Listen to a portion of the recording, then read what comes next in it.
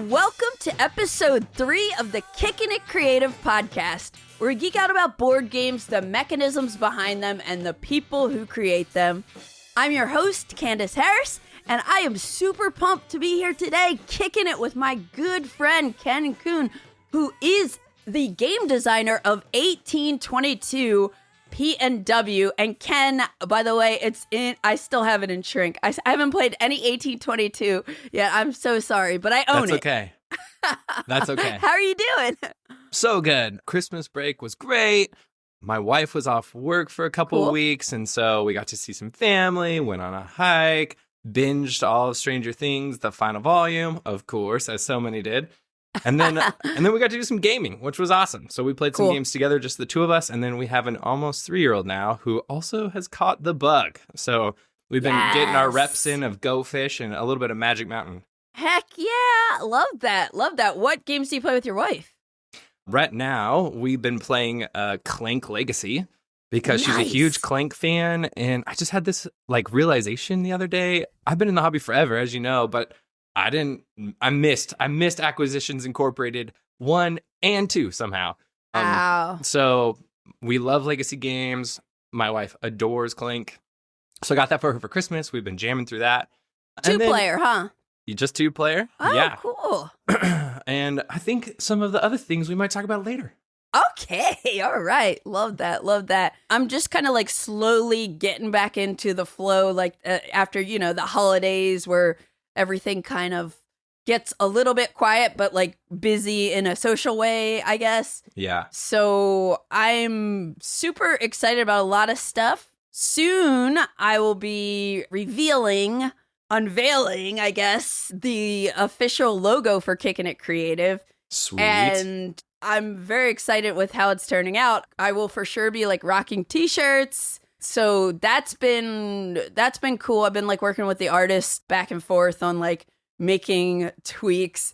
And I was actually showing my friend Tim the other day a video that I sent the artist. Anytime I work with artists on things whether it was flyers for our band shows, album cover art, whatever, I always have a lot of input.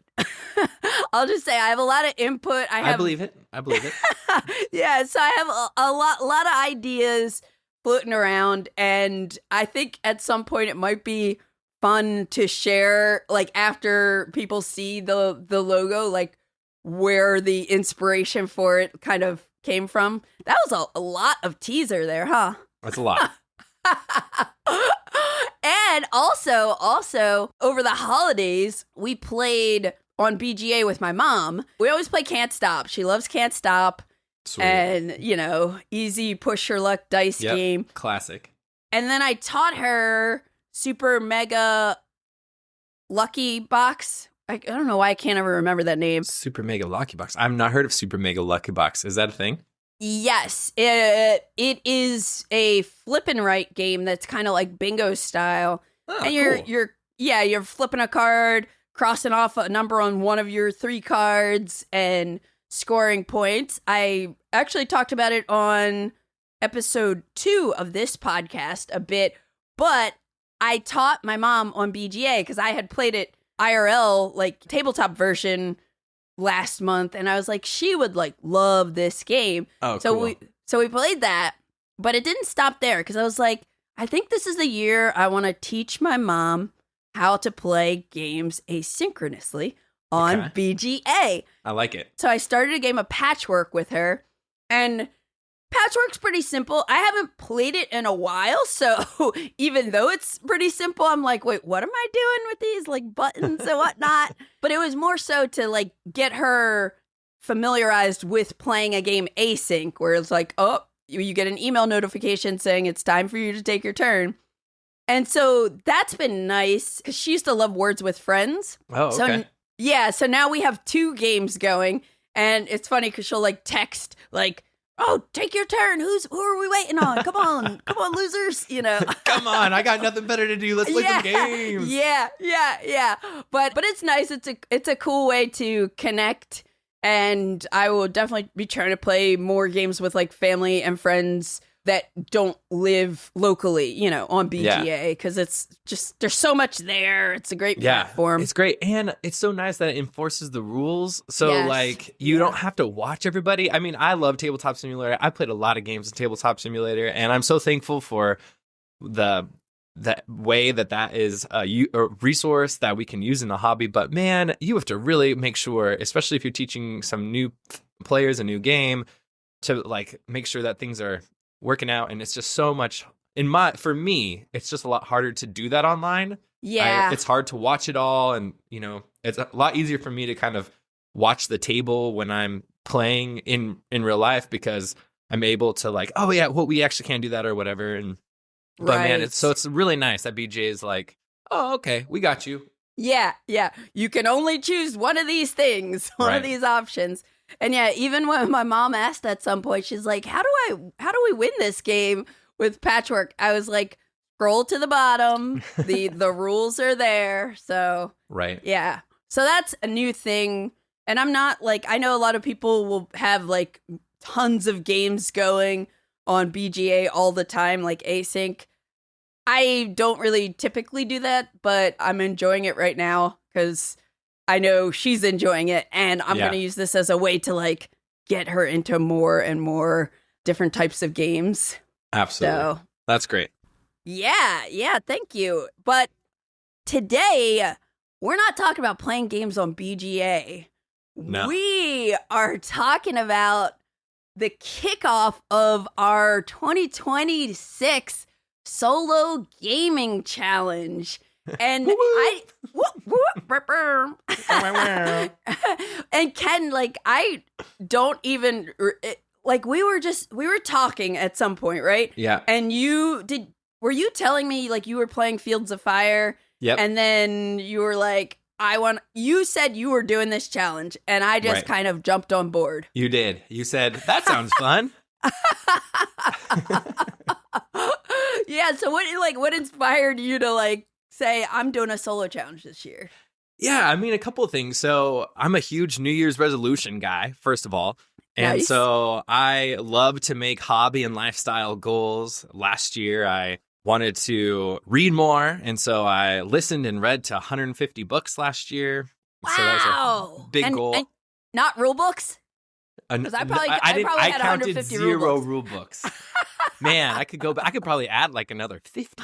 That's really cool. Yeah, and so, you know, but I tend to be a person that loves to be immersed in just a couple of things. And so that means that between kind of focusing on reading with my kind of solo hobby time, and also we did a big move last year, we moved into a new home, all that kind of wrapped up to not having played as many games last year as I want. Now, that was a for me thing, because I still managed to clock in like about 350 plays over the course of the year. So it's not like I wasn't playing games.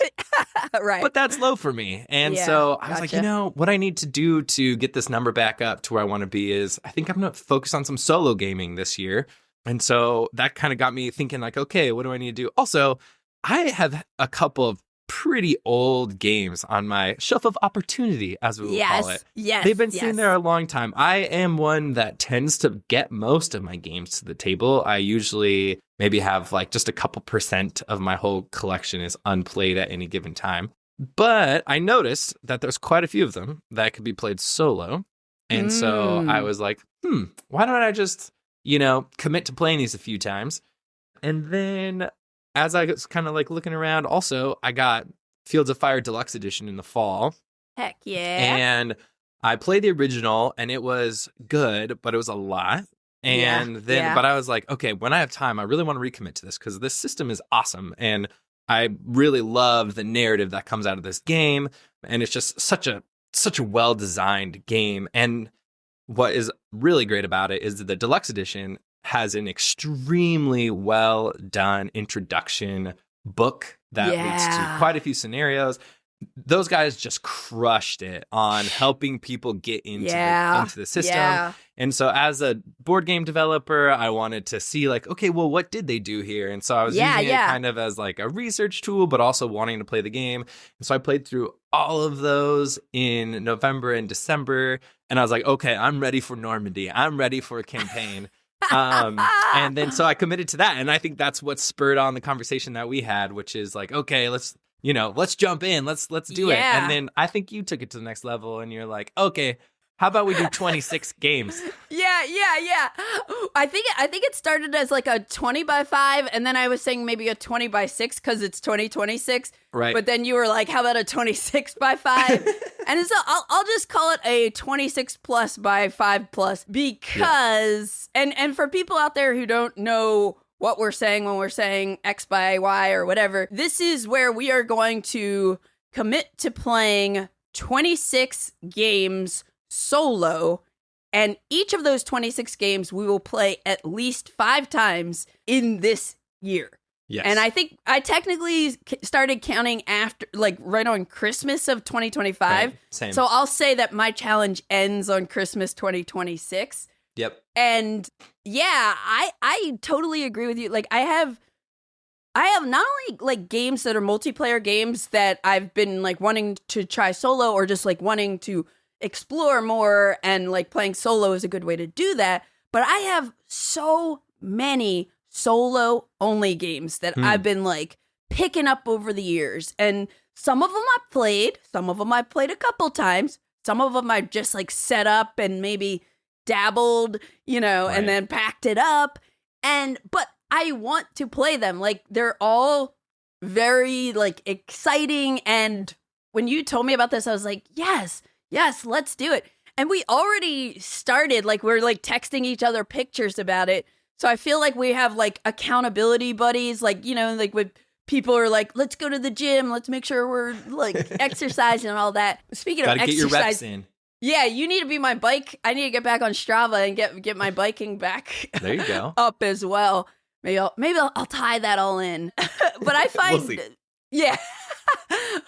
But I find like playing games solo is just relaxing. Like I've said it before, I'm not like a big video game player at all. I love putting a board game on the table. I love touching cards and pieces. I love the challenge of playing. I don't know if this happens to you when you play a game solo, but I will sometimes be like, wait, did I do that phase? Did I, so that gets tricky, but I think that'll just help my brain to like, I'll get better as I play solo more, like keeping track of all the phases, making sure I'm not doubling up on something or forgetting something. Absolutely. But the other thing is, like, that was exciting to me about doing this was there is a world of people out there who like love jigsaw puzzles or word puzzles, crosswords, any kind of like puzzles that have been like traditionally people just do it by themselves and they find it relaxing. And I want to show more people that there's this whole world of board games that you can play solo and have that kind of experience, but as a whole new adventure, Yeah, I love it. Yeah. So anyways, I'm very excited about it. I've been excited about it since we first caught up a couple weeks ago. And I'm excited to talk about our list and the progress so far and whatnot, and some of the games that we've picked and the reasons why. But before we start talking about our solo challenge games, I'd love to hear what you've been playing lately, Ken. So let's jump into fresh plays.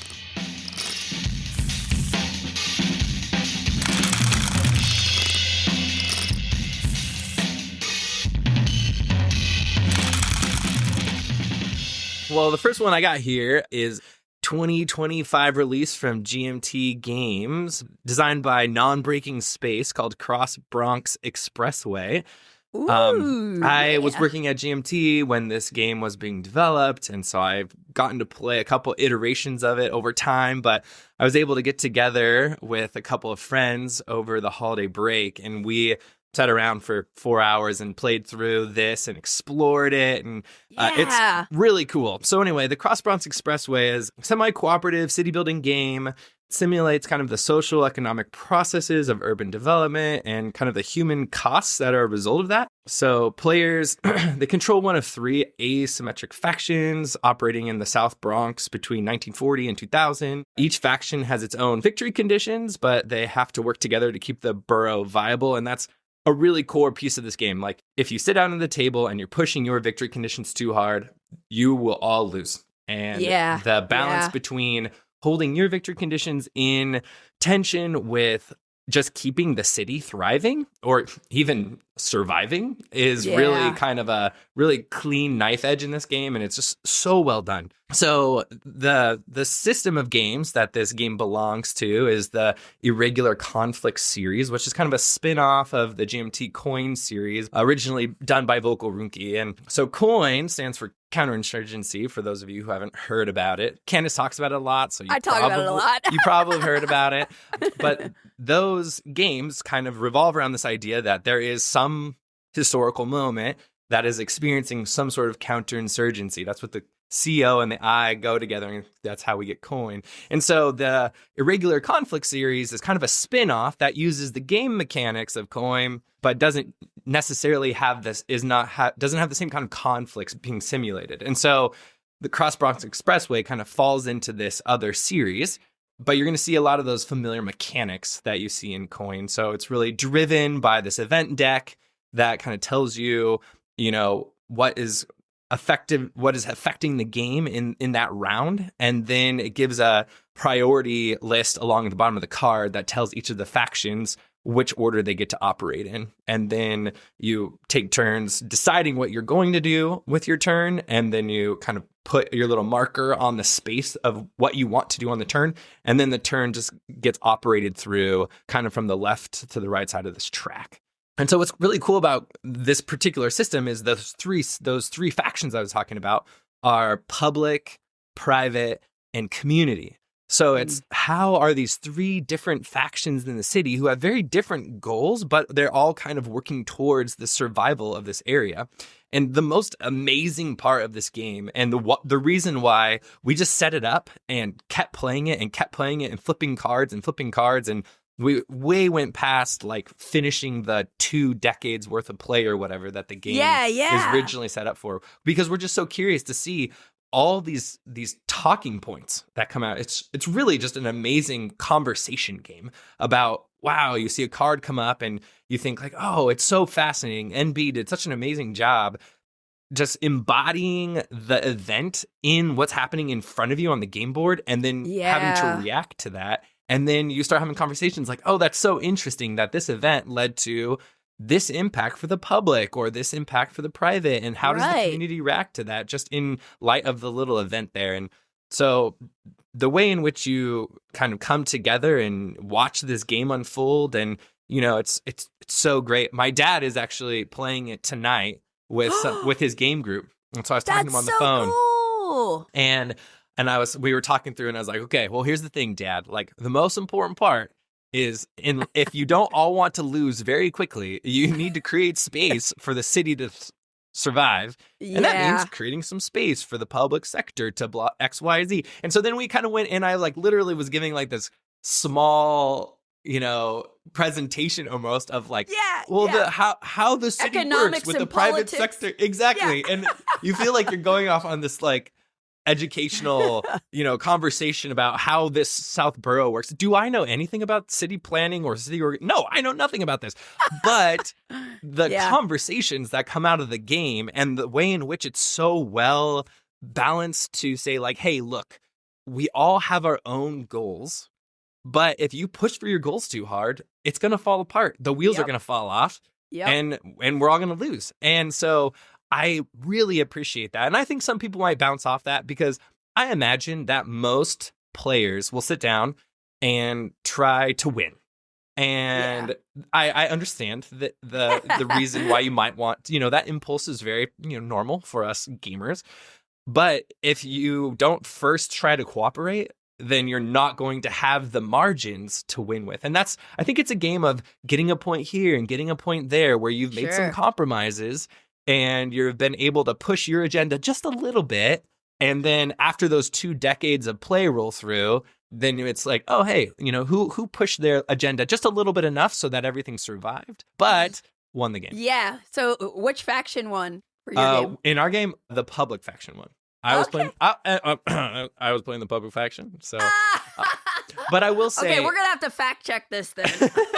I will say that I was playing with 2 guys who had just played recently, and they all lost because they didn't give the public sector enough space to do some of the actions it needs to do to get enough population on the board and make sure that the city is making enough money. Because if the city's not making enough money and they take too much debt, then they go bankrupt. And then everybody loses the game. And so I think they had that in the back of their mind, and they may have given me a little bit too much leeway.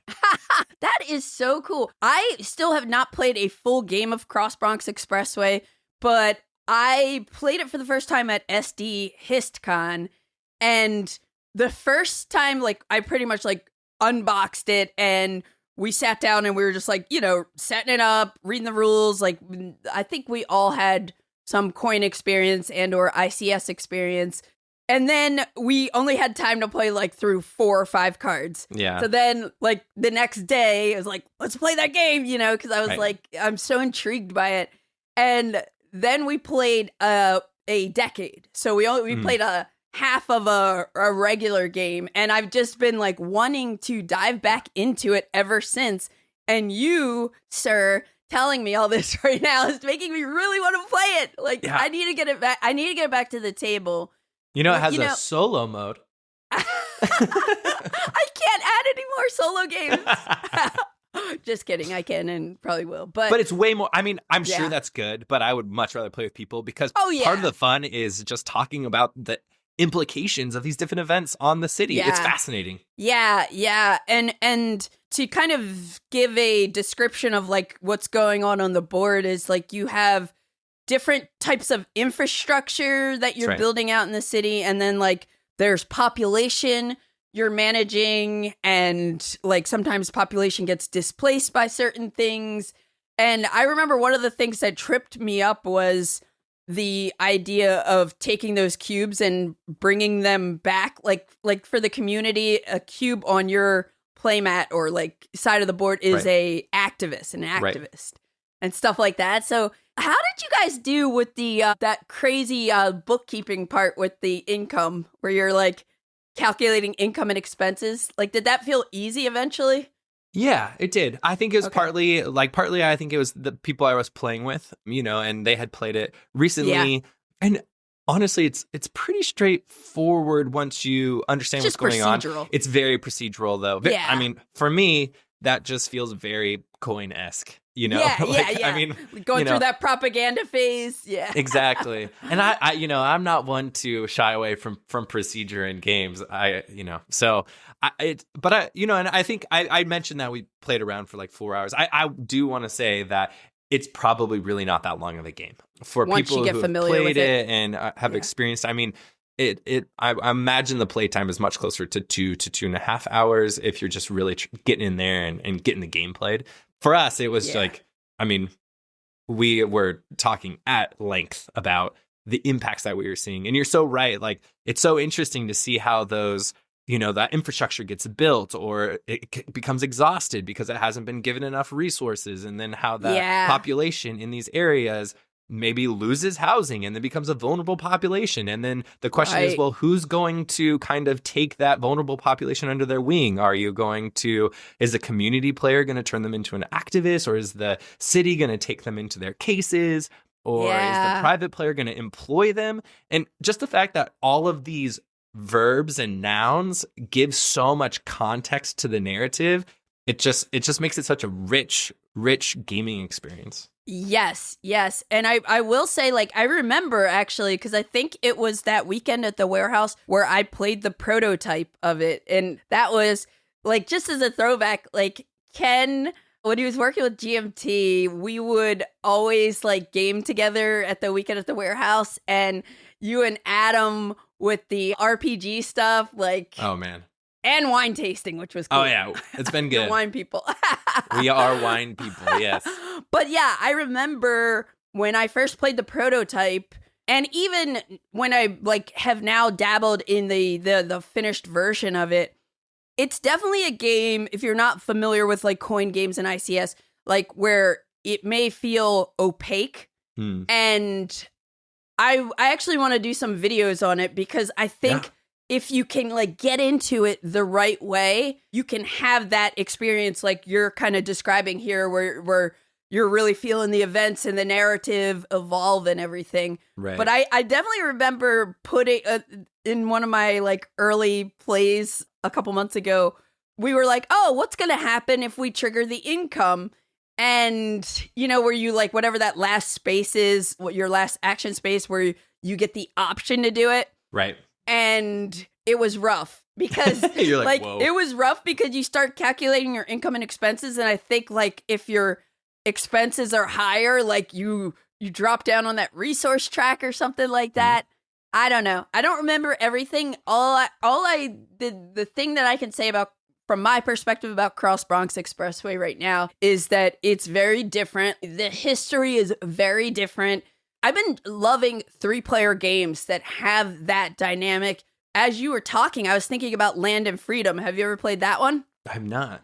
It's another semi-cooperative game, and you're trying to, like, historical game, and you're trying to make sure fascism doesn't take over. But meanwhile, you have 3 different factions that, like, want to win, but we have to work together to take care of the fascism. Anyway, Land of Freedom is very cool, a very cool 3-player game as well. But yeah, I'm glad you enjoyed it, and I hope we get to play together sometime. I would love that. I would love that. It's really incredible. And I will say it feels like a really great crossover game. You know, like if you haven't necessarily found yourself drawn to many of the coin titles due to the subject matter, man, if you're interested at all in history and urban development, it's just a phenomenal little case study of that. And yeah, it's great. NB, good job. Joe Dewhurst developed that. Good job, Joe. It's a great game, and I'm really glad that it's out there. Yes. And the last thing I'll say real quick, because I another thing that comes to mind, and again, like when I played it the first time, like the prototype, when I hear you talk about it, it also reminds me of Hegemony. And I don't know if you've played Hegemony yet, but there is definitely some like overlap there. So I would say anybody out there who's like loving Hegemony, which also it's 4 asymmetric factions, but it's like you're dealing with economics and politics, and there's that like, hey, we need to work together to some extent, but we all have our own motivations. Like I feel like Cross Bronx Expressway is in that vein as well, which is cool. That's cool. Yeah, it's pretty cool. So anyways. Yeah, what have you been playing? Good question. So it was just Matt's birthday, January 3rd. And for his birthday, he wanted to go see The Matrix. Okay. And not just like see The Matrix at a movie theater. There's something in LA, in Inglewood, like near where the stadium is, and there's a concert venue. Like they're building this up probably for the Olympics or something. But there's like this whole area is like popping, and they have this theater that's a dome, almost like a planetarium, and they're screening The Matrix, and it's not cheap. It's not cheap, but he wanted to do it for his birthday, so he went with a couple friends, and some of our friends had gone before, and they were excited to go back, so I was like, okay, this is not cheap, it's a movie, you know, probably everybody's seen before, and they want to go back.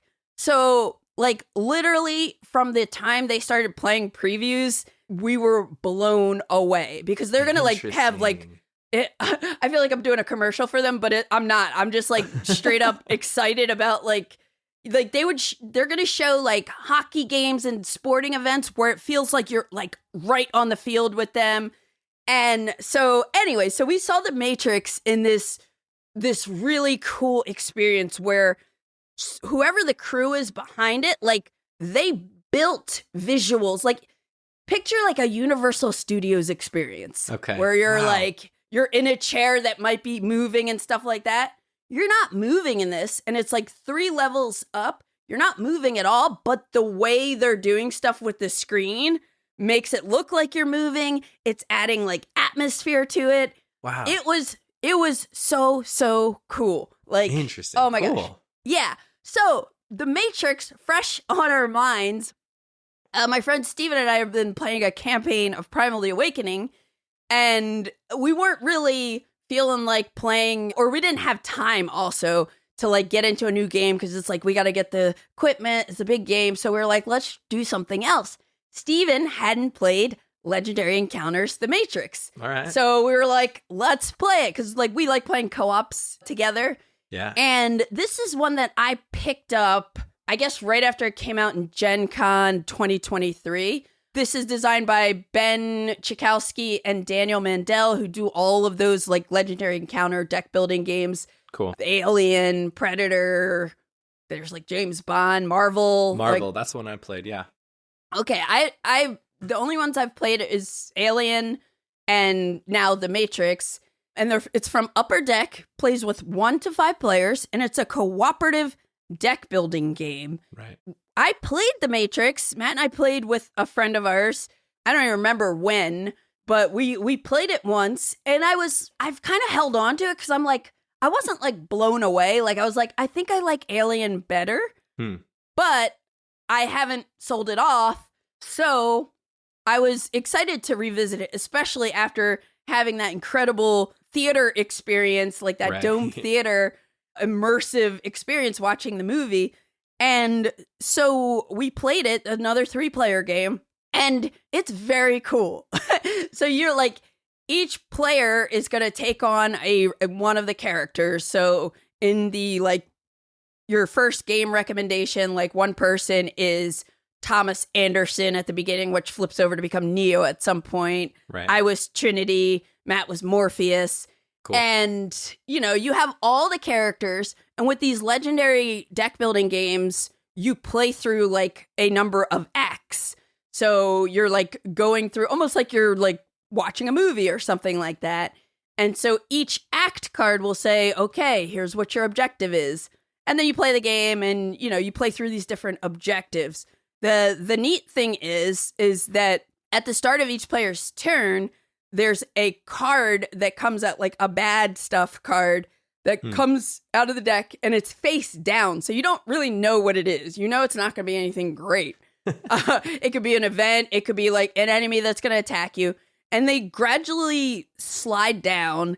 And if you don't go into the Matrix and deal with them, because in the Matrix, you have the real world and you have the Matrix. So that's another thing you're trying to like balance, because you can't buy cards for your deck or like recruit people for your deck in the Matrix. You can only do that in the real world.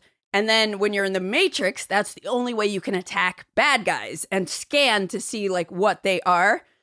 But you only get one free movement, like in or out into the Matrix or out of the Matrix per turn, unless you have like a special card. And the other thing with getting out of the Matrix, which is nice and thematic, is you have some spaces on this like bad stuff card row where the cards are sliding down. 2 of them have phones that you need to like have available to like, so you can get dialed back into the real world. But then there's another one that's in the combat zone, but it costs resources. Right. Otherwise, like it's a deck building game. So you're like recruiting different characters from the Matrix, different abilities. And another thing I like about it is there are coordinate cards. And this is where you can help other players on their turn. Lots of just like thematic events. At the end, turns out Trinity, me, I was the one. So like the final challenge of the Act 3 was like, if you wanted to try to go for a major victory, is like we had to like, I was stuck in the Matrix because I triggered the end, and they were in the real world, and these like different Agent Smith and his agents were like trying to get to me, and we had to do stuff to evade them, while also I was like increasing our time track to like get out. Anyways, it was really, really cool. And now I'm like excited about that game. Interesting. There's another game I'll talk about later when we get into solo stuff where it's another scenario where it's something I tried once, liked it fine, and then like there's this gap, and then I play it again and I'm like, oh, this is cool. So yeah, so now I'm like, I excited to like play more of the Matrix. In the back of the rulebook, there are 2 ways you can play with a trader mechanism. Interesting. Yeah. So I'm very like curious to see how that works. And also like they have a bunch of different acts, a bunch of different ways you can play it. Like you can play Matrix Reloaded. I think the whole like trilogy of the main movies, like you can kind of play through. And the last thing I'll say is that like that I like about this one and I'm sure all of them, but Alien is the other one I played, is you have just a nice playmat with it too that has everything you need. Like I love being able to take a game I haven't played in 1+ years and be able to like set it up within minutes and get going because, you know, it's just like, oh, the turn summary is right on the board there. Oh yeah, we're just doing this. Like it just comes back. But I don't love the way the rule book is written out though. Yeah. I'm like, it was easy to get back into, but it also like, I'm like, I would have done some things differently. Totally.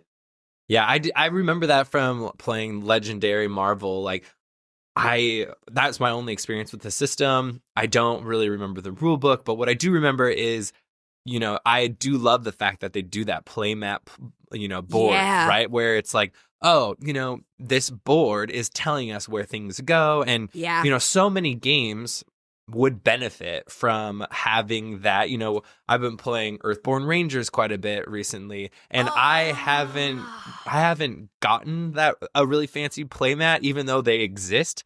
But you're like, wait, is this like right in front of me, or is this a little bit farther? And so, you know, just you're trying to like build these little imaginary zones on your table to help you understand where things are at in your play space.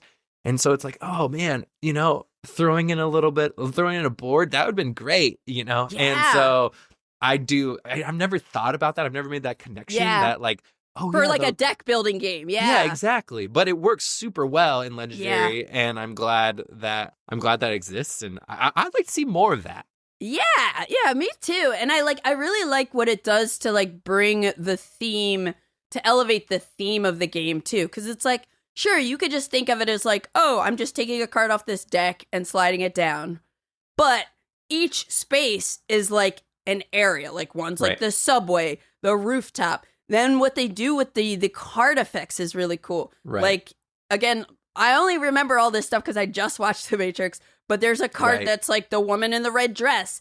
And like once you scan and see it, it says at the end of your turn, flip her face down. So there's like all sorts of stuff that you can, they like play around with that row of cards that are coming in of bad stuff. And just the excitement of like when you read like, okay, our objective is Neo needs to complete his training, and you don't sometimes know exactly what that means, and you just gotta play, and then you're like, oh, he completed this level of training or whatever. So anyway, now I'm kind of gung-ho to like play more of the Matrix, and I need to revisit Legendary Encounter Alien deck building game too, because I really, get them all really back like out that. with all of this copious amounts of time you have. Just keep getting them out. Well, you mentioned Earthborne Rangers. Did you play that solo? I'm playing it with a friend, actually. So we're playing it just two player co-op. We get together like once a month, and we're just slowly making our way through. I think we're like 4 sessions in, so it's a pretty new thing, but we're really enjoying it. And I was just thinking today, like, I gotta reach out and we gotta get a Jan session because I want to see more of that game. I find that the people who have really put the hours into it, I've heard, have really enjoyed it. And I'm just starting to see it coming together after like 4 sessions or 5 sessions. And so I'm just like starting to get really jazzed about it. Like there's a lot of things I enjoyed about it from the get-go, like just very cozy. It's a nice change of pace for a theme. Yeah. You know, there's lots of really cool little things that they've chosen to do as far as like kind of LCG campaign co-op experience goes. Yeah. But I want to see more of it. But yeah, it's been a cool experience, and I think I'll have much more to say about it after I spend another 12 months doing sessions with my buddy. Text me some pictures when you play it, because I need to get this. Like, I back this, and I do have the playmats. Oh, cool. I have the playmats, and I just haven't gotten it to the table. And right now, it's not like in my main game shelf area, so I totally like forgot about it.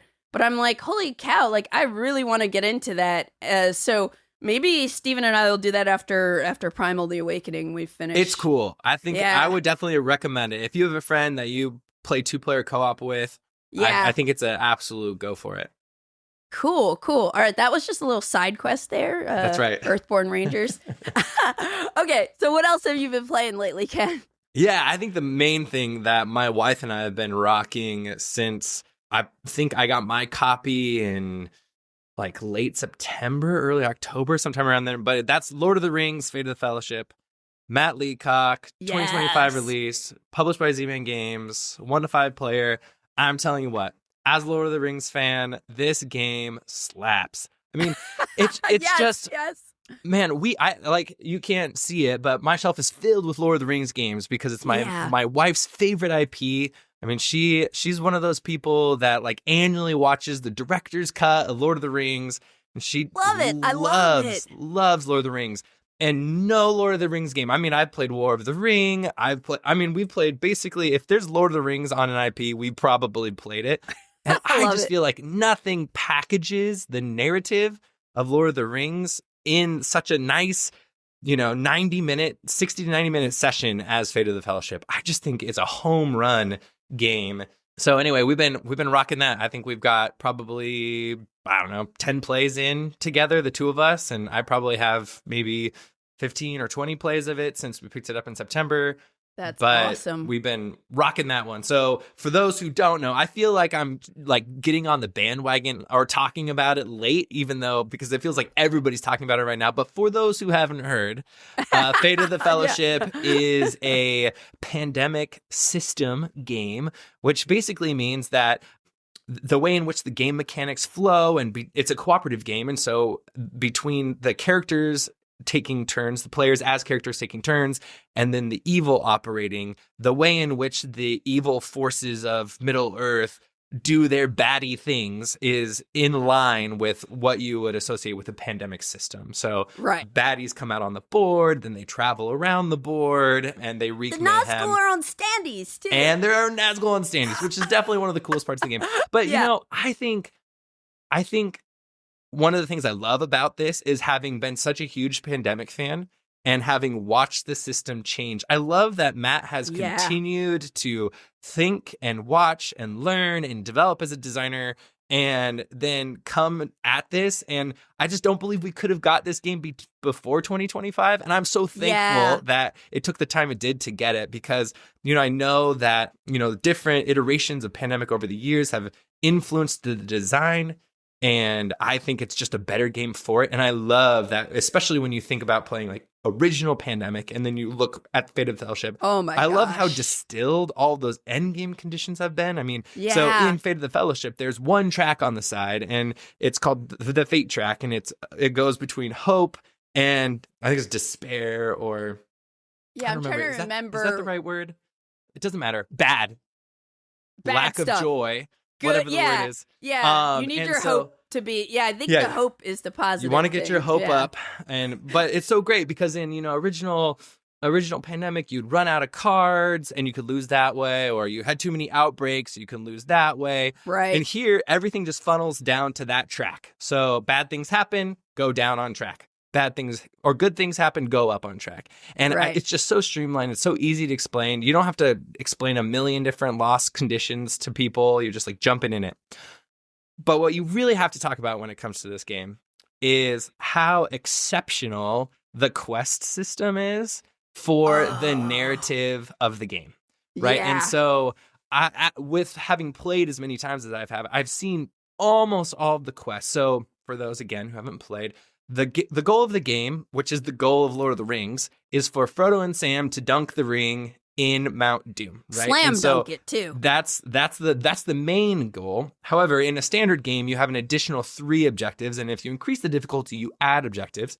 But those other objectives need to be completed before you can dunk the ring. So yeah, that's twofold awesome. The one part is the variability, right? Across different plays, you have different quests that come up that are very narrative, very cool, very well thought out. Like, this is not a pasted on theme. This is a well thought out. You could tell that Matt and his team love Lord of the Rings, and it comes through in all of these little pieces of all these little details. So the variability part's really great. But then also every game you have the quest to dunk the ring, and it ends every game with a stand-up dice roll moment. Now, sometimes it's really tight and you're praying that you're actually going to dunk the ring. And sometimes you've done a pretty good job managing all of the bad stuff going on in the game, and it's a little bit more comfortable. But one of the most iconic, or one of the most standout plays for my wife and I, we had to roll 7 dice. We could only lose 2 hope to win. We rolled 7 dice and got 0 negative results. What? And so it was like, stand up, like we're dancing. Yeah. So it's so fun. So when you have moments like that in games, you just also bring so many great memories, and it's so fun. That's why we play games, for these moments that we are able to talk about later, right? Yeah. So anyway, I would just to add on a couple of things for people who haven't played. It's a map of Middle Earth, so you're kind of moving along, and there's gorgeous. It's beautiful, and there's these paths that connect all these little towns. Some of them or little areas you probably never heard of some of them before, even no matter how deep you are. I mean, unless you're one of the people who have the patience to like make it all the way through the Cimmerillion or something, like you probably are not, familiar with all these regions and areas, but there are these paths that connect it. And then what's very cool, and I don't remember exactly what pandemic system introduced the back of the card in I impacting love the that. next. Was that the Fall of Rome? I feel like I heard someone say that, but I've actually never played Fall of Rome. Yeah, I don't remember exactly where that piece came from, but unlike an original Pandemic where you just flip a location card and you add cubes, in the evil deck here, the shadow deck, you flip a card and it's got 2 halves, and the upper half is what half depends on what's on the exactly deck, what's the on top the, of the deck, back of the card on the deck, right? And so what's cool is the bottom half of the card usually does something bad with the eye and the ring and adds a baddie to the map. And the top half of that map effectively conveyor belts the baddies across the map. Yeah. And so it's just a very streamlined system, very cool. And also you feel like shadows of, the shadow forces of Middle Earth are marching on you, and you're trying to protect your safe havens, and you're like so thankful. And then also creates these really amazing moments where you've got like one elf in Lorien, and this like group of orcs comes down from Moria, and you're like, hold, you got this. And you roll, and it's like 3 remove bad troops only, and you're like, yes, that elf just held off this whole army. And so you're like, oh, Legolas wasn't in this game, but that's where he is. He's in Lorien. Yeah, He's just counting his kills, and so you just the narrative is so rich, and it's definitely a game of the year probably for 2025 for me. I mean, I didn't play that very many new 2025 games last year, but for me, man, that is a game that we will be playing over and over and over all year long, I'm sure. Yeah, and I just had so I'm gonna like double dip with you on Fate of the Fellowship for my next fresh play as well, or our combined fresh play here, because I just played it for the first time recently, and wow, like everything you're saying, like I'm so excited to revisit it. We played a 4-player game, and we were all like new to it, but everything, and I kind of was expecting to like it, because when I recorded with Joel, Eddie, and Rodney last year, they were both like raving about it. And you're right, like it's so incredibly thematic, and it's crazy to think that this is the pandemic system, because it doesn't feel anything like that. Right. Yeah, I just love the way, even the dice, you're talking about the dice, like I like that it's not just a D6, it's like the dice have results that say like, if which type of units get knocked out and stuff like that.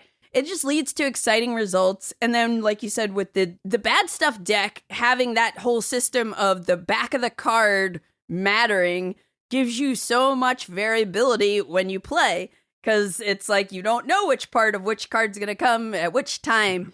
And the fact that there are all these different quests as well. So I don't have as much experience with it as you and your wife just yet, but I really, really think it's like super well done.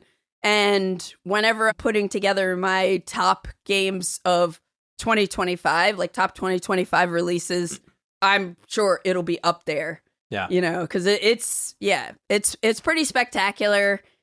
And I also kind of collect Lord of the Rings games. I haven't played them all. Like, I have Hunt for the Ring that I still need to play.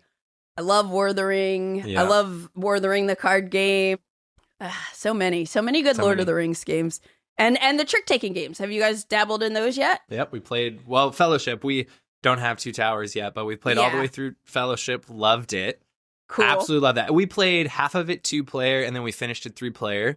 And just, another side quest here, but the 2-player variant in that is so well thought out. And, the little pyramid of play, it makes you feel very clever when you're like, ooh, I see a card that it can't play. And so I'm going to play this now.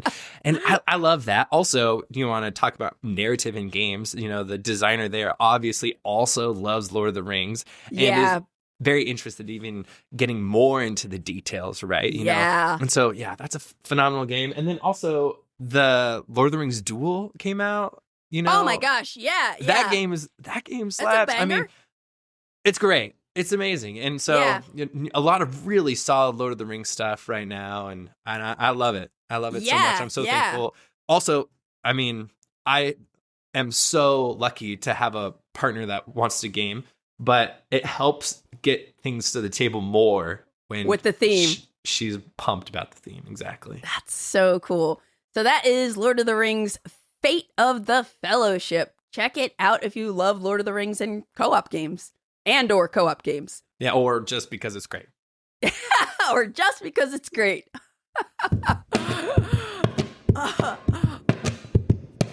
So, for our 26 plus by 5 plus solo challenge games, I know I went through a lot, and I'll consider, I think you're going to do the same, but like, I'm considering my list to be very fluid and subject to change. Like, I think I have a lot more games that I'm semi-committing to right now than you have, but that doesn't mean they're all, come June, gonna be like active. They're just like, here's what I'm considering. Once I start playing, I'll know if I'm like, no, I'm not gonna do this one for the challenge, or I do want to. But how did you go about like picking games for your list so far? Yeah, well, I mean, originally I talked about this a little bit, but I was like, you know what? I have this solo game in my collection, and either I haven't played it or I've played it once or 2 times. And I just thought, like, man, I'm kind of at the place where I have a medium-sized collection, and I like playing new games, so I like to bring more stuff in, but I also like to make sure that I don't cull anything that I love. And so there's a couple things where I was like, oh, you know what? I haven't got very many plays of this, or this is something that I wanted to play forever, and I can't believe I haven't got it played yet. And so those were like the first things I threw on the list.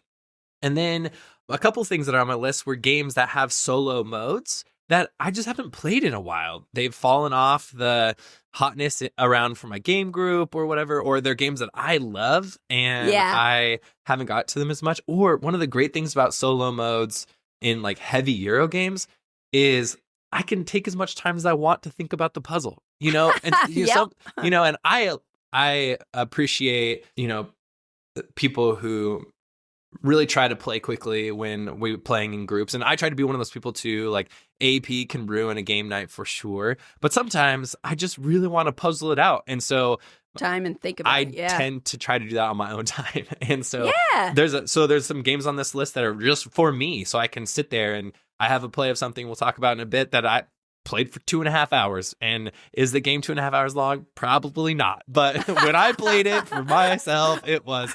And so it's a little bit of do it for yourself. And then, I've been really excited about a lot of the solo stuff I've seen and haven't played. And so, but I tend to be a person who wants to play what I have. And so I'm balancing this thing. So I'm using this as a little bit of a reward system so that when I get through a certain number of games that I already have, I'm able to buy myself some new toys. And I'm a toy guy. I love new things. And so I'm looking forward to that. And then finally, I am a sucker for little games that cost $5 to $10 for digital files. And I can just put them in my PNP folder on my desktop. And I have way too many of those that I have not played. So I was just telling you, I just texted you about this, but I just had a huge Office Max pickup where I went and they had printed all of these PNP games, and the person behind the counter is like, "Are those cards?" And I was like, "They're gonna be cards. They're gonna be cards." I love it. I love it. Yeah, a lot of that is the same for me. They're games that I've, either dabbled in, bought to play solo, thinking oh, I'm gonna have some me time, and just haven't gotten to them, and just over the years picked up many of them. But again, they're really cool and I want to play them. And so a lot of the games that are on my list are things that I've had for a while, with this intention of actually digging into them solo. Right. But I was also thinking about, probably similar to you, I wanted a mix of games in terms of complexity. Right. And kind of thinking of complexity, there's certain games on the list that are in my the heavier side of my list that I'm sure once I play it twice, after that first game, that complexity is going to dip down, and maybe the time to play too. I don't know, but I want to have some things that are like you said, either print and play, wallet games I can just take with me anywhere. I want to have some stuff that if it's I wake up one morning and I'm I'm going to play a solo game that, takes a half an hour just to have something with my coffee. I wanted to have different styles of games, different themes. So I have I was thinking about Euro games, I was thinking about war games, adventure games, sci-fi games. And also, I think we kind of, since this all jives starting with Fields of Fire, I thought it'd be fun for us to overlap on some things. Later this year, we can sync up again on a podcast or video or something and talk about the games we've been playing and what we're, how our experience is going with this challenge. But also, it'll be fun to talk to you about the stuff that we're both playing. Right. Especially some of these ones that are, for the first time. Yeah. And, again, I have a lot of games on my list so far. You do. But I am, like I said, it's fluid. I am leaving room for 2026 releases as well. Yes. Well, also, we're already influencing each other's lists. Yeah.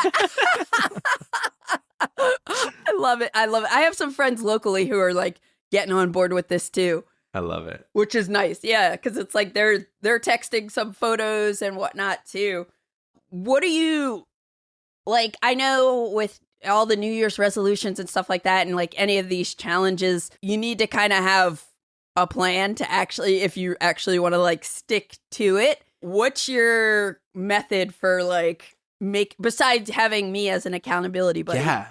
No, I'm depending on you, Candace. You're the one. You're going to make it happen. No, yeah, it's great. It's great. So first off, I'm a huge BG stats person. Yeah. I have been there. I've been a BG stats user, which for the record, if you don't know what BG stats is, it's my most used app. It's an app that's on iOS and Android for logging plays and keeping track of your collection. That syncs up with Board Game Geek, but it is independent of Board Game Geek. So BG Stats, and I think it costs $6 nowadays to get it, and then there's some add-ons, and I would say it's worth $50 if you are at all interested in keeping track of your plays and, having these different moments of being able to look back and see what you've done with who and where and how long and how many and all these different things. BG Stats is an amazing tool for anybody in the hobby. I totally agree. And I kind of wish that I started using it from day one, but whenever that year we both went to PGC Con, that was the year and the con that I started logging my plays from. I forget what year it was, 2023 or 2022 or something. Yes, it was before Eleanor was born, so it had been 2022. Okay, so it was July of 2022 is when I started, but I know some people like go to that granular level of like tracking the time for each game round and stuff like that. And I know some people like to see how much, like if you track your points, your score for the game, you like to see like, oh, I did a lot better this time, which is cool. And for me, like one of the things I love most is just like looking back and saying like, what did I play this year? Or like if I'm trying to like make a list of my best games of 2025 or 2025 releases, like I can filter in there and whatnot. And I like stats like that. Like, you know, I got X Tiles going too, because I use X Tiles for like my main productivity tool. And I love being able to mess with all those boards and gallery views. Yeah. But I love tracking stats on BG Stats and just like, oh yeah, what was that game we played when we went to PGC Con back then? Well, let me look up PGC Con and see everything I played, you know? Yeah, you know, what's funny is I have definitely also used it as a way to remember somebody's name, because I keep track of everybody. I keep track of everybody that I played a game with. And so I started using BG. I was really early. I got it for free. I just downloaded it like 10 years ago when it started or whatever. I got it. And so it's really cool because as of the end of 2025, I actually have 10 years of board game play data. And so what's amazing about it is I know, because I've been using the app, that I've played with 691 different people in the last 10 years, you know, and that's from going to cons and playing online and this, that, or the other. But it's a huge amount. But I've definitely been like, oh, I know I played, and I can remember the game that we played, but I can't remember their name. And so I'm like over my phone, I'm scrolling, and I'm like typing in the name of the game, and I'm like, oh, that's right, it was Tom. That's Tom. You know, and so definitely done that before, which is kind of a really funny use case for it. But yeah, it's an incredible tool, and man, I adore the fact that you can mention a game, and there's, you know, I've played something, I can tell you right here because it's right here in front of me, but I've played 956 different games in 10 years. And so often somebody will say like, oh, have you heard of X? And sometimes it's like, oh yeah, Ticket to Ride. Yeah, I've heard of Ticket to Ride. But you know, but it'll be like, oh, you know, have you heard of this game? And maybe I played it one time. Once. So I can look up and be like, oh yeah, I did. I played it, yeah, exactly 6 years ago. And yeah, that I kind of remember because I remember who I played with, where I played it. And so there's just a lot of very cool stuff. It's an amazing tool. But how that's helping with the challenge is they actually have a challenge add-on to the stats. And so you can use it to set out your stats. And what's very cool about it is most recently, one of the features that they've gotten that they put out in a recent release is that you can actually use tags in individual plays to say something about one of those plays. And so I actually have it set up so my challenges autofill by certain tags. So instead of committing to all the games or deciding whatever, I just decide when I'm putting in a play on whether or not I'm going to tag it for that challenge. And so I tag it for the challenge, and then it will hit all of my challenges. So I can put in like 1 or 2 tags, and it will, you know, go through and it will populate 4 or 5 different challenges that I've created for myself in this season. So it's pretty sweet. So that's a key tool. That's a key tool for this whole endeavor. Another thing for me is that it's been a long time goal, and dream of mine, but with this new home that we've got, I've got a game table, not a fancy one, but a table in a room with the goal of it being 4 board games. Yeah, love it. And so that just helps get things like I can leave them out for the first time in my whole gaming career. I can just leave something on the table and come back to it. It's amazing. We don't have any pets, and so I don't have to worry about little kitties coming around and messing with my meeples. I do have to make sure my daughter doesn't mess with my meeples because she does love meeples. But shout out to the team that did Board Game Day, Ambi Valdez, and I can't remember exactly who illustrated that book, but it's a kid's book, Board Game Day. Yeah. It's so good. We've read it 1,000 times with our daughter, but she loves to count the meeples. So like in the background of some of the pages, one of the recurring icon backgrounds has meeples in it. And she'll say, oh, this page has 3 meeples on it. And she'll count them. So anyway, side quest. I totally forgot about that Board book. Game Day. If you have kids in your life who love board books. That's a good gift. Or it's also just incredible. And the art is amazing. So anyway, cool. I wish that I remember the name of the artist right now, but it's incredible. But anyway, back to it. So I have this game table, which is helping a lot because I can set something up. I can leave it. That's great. And then also I'm just trying to shoot to get a session in a day. And sometimes that's a couple hours because I got time, but sometimes it's 15 minutes to take a turn, And I'm just kind of committing to trying to get a session in a day. Whether that's right before bed or right when I wake up while the house is still quiet, and it's helping. And I've logged quite a few plays already for the fact that we started on January 25th or December 25th. It's January 8th and I'm feeling pretty good about how things are moving along. Cool. Yeah, I'm just using the regular challenges feature on BG Stats, but I love that you can exclude plays. One of the games on my list, I played a couple introductory games, and I was like, I don't want those to count towards the challenge, and you could just hit exclude from challenge. Yep. But I have to look into, I haven't done anything with tags, but I think that would actually be really helpful to me for other things too, within the app. But for me, similar, I wish I had a dedicated this table for solo games. I did until I got into painting. And now it's a painting station. A whole nother hobby.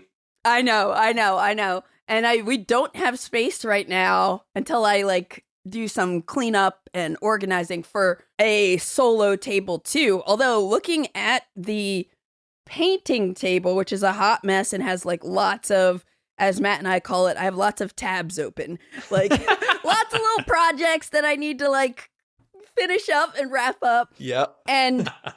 But I think then I could actually use half of the table for some smaller footprint games. Oh yeah. Even if they're a little bit longer, because I like doing that too, where you take a heavier or longer game and you just play a couple turns a day or whatever.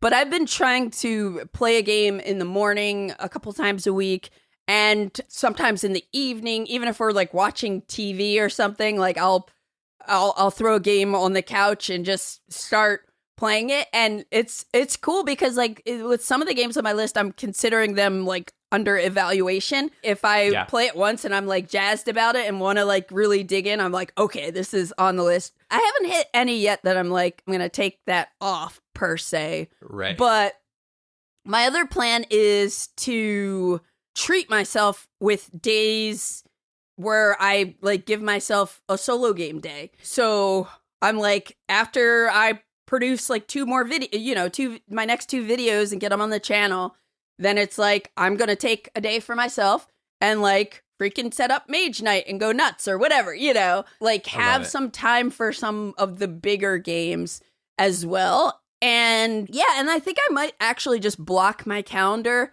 maybe 2 Sundays a month or something like that. And just leave the whole morning and afternoon open for a dedicated moment to play some solo games. So that's kind of how I'm planning to attack things. But like I said, I'm already super excited about just what I don't know. Yeah, this is just a very exciting quote unquote challenge for me because honestly, even if we didn't hit the 26x5, the fact that we're doing this, we're doing more than we did last year, you know? Oh, totally.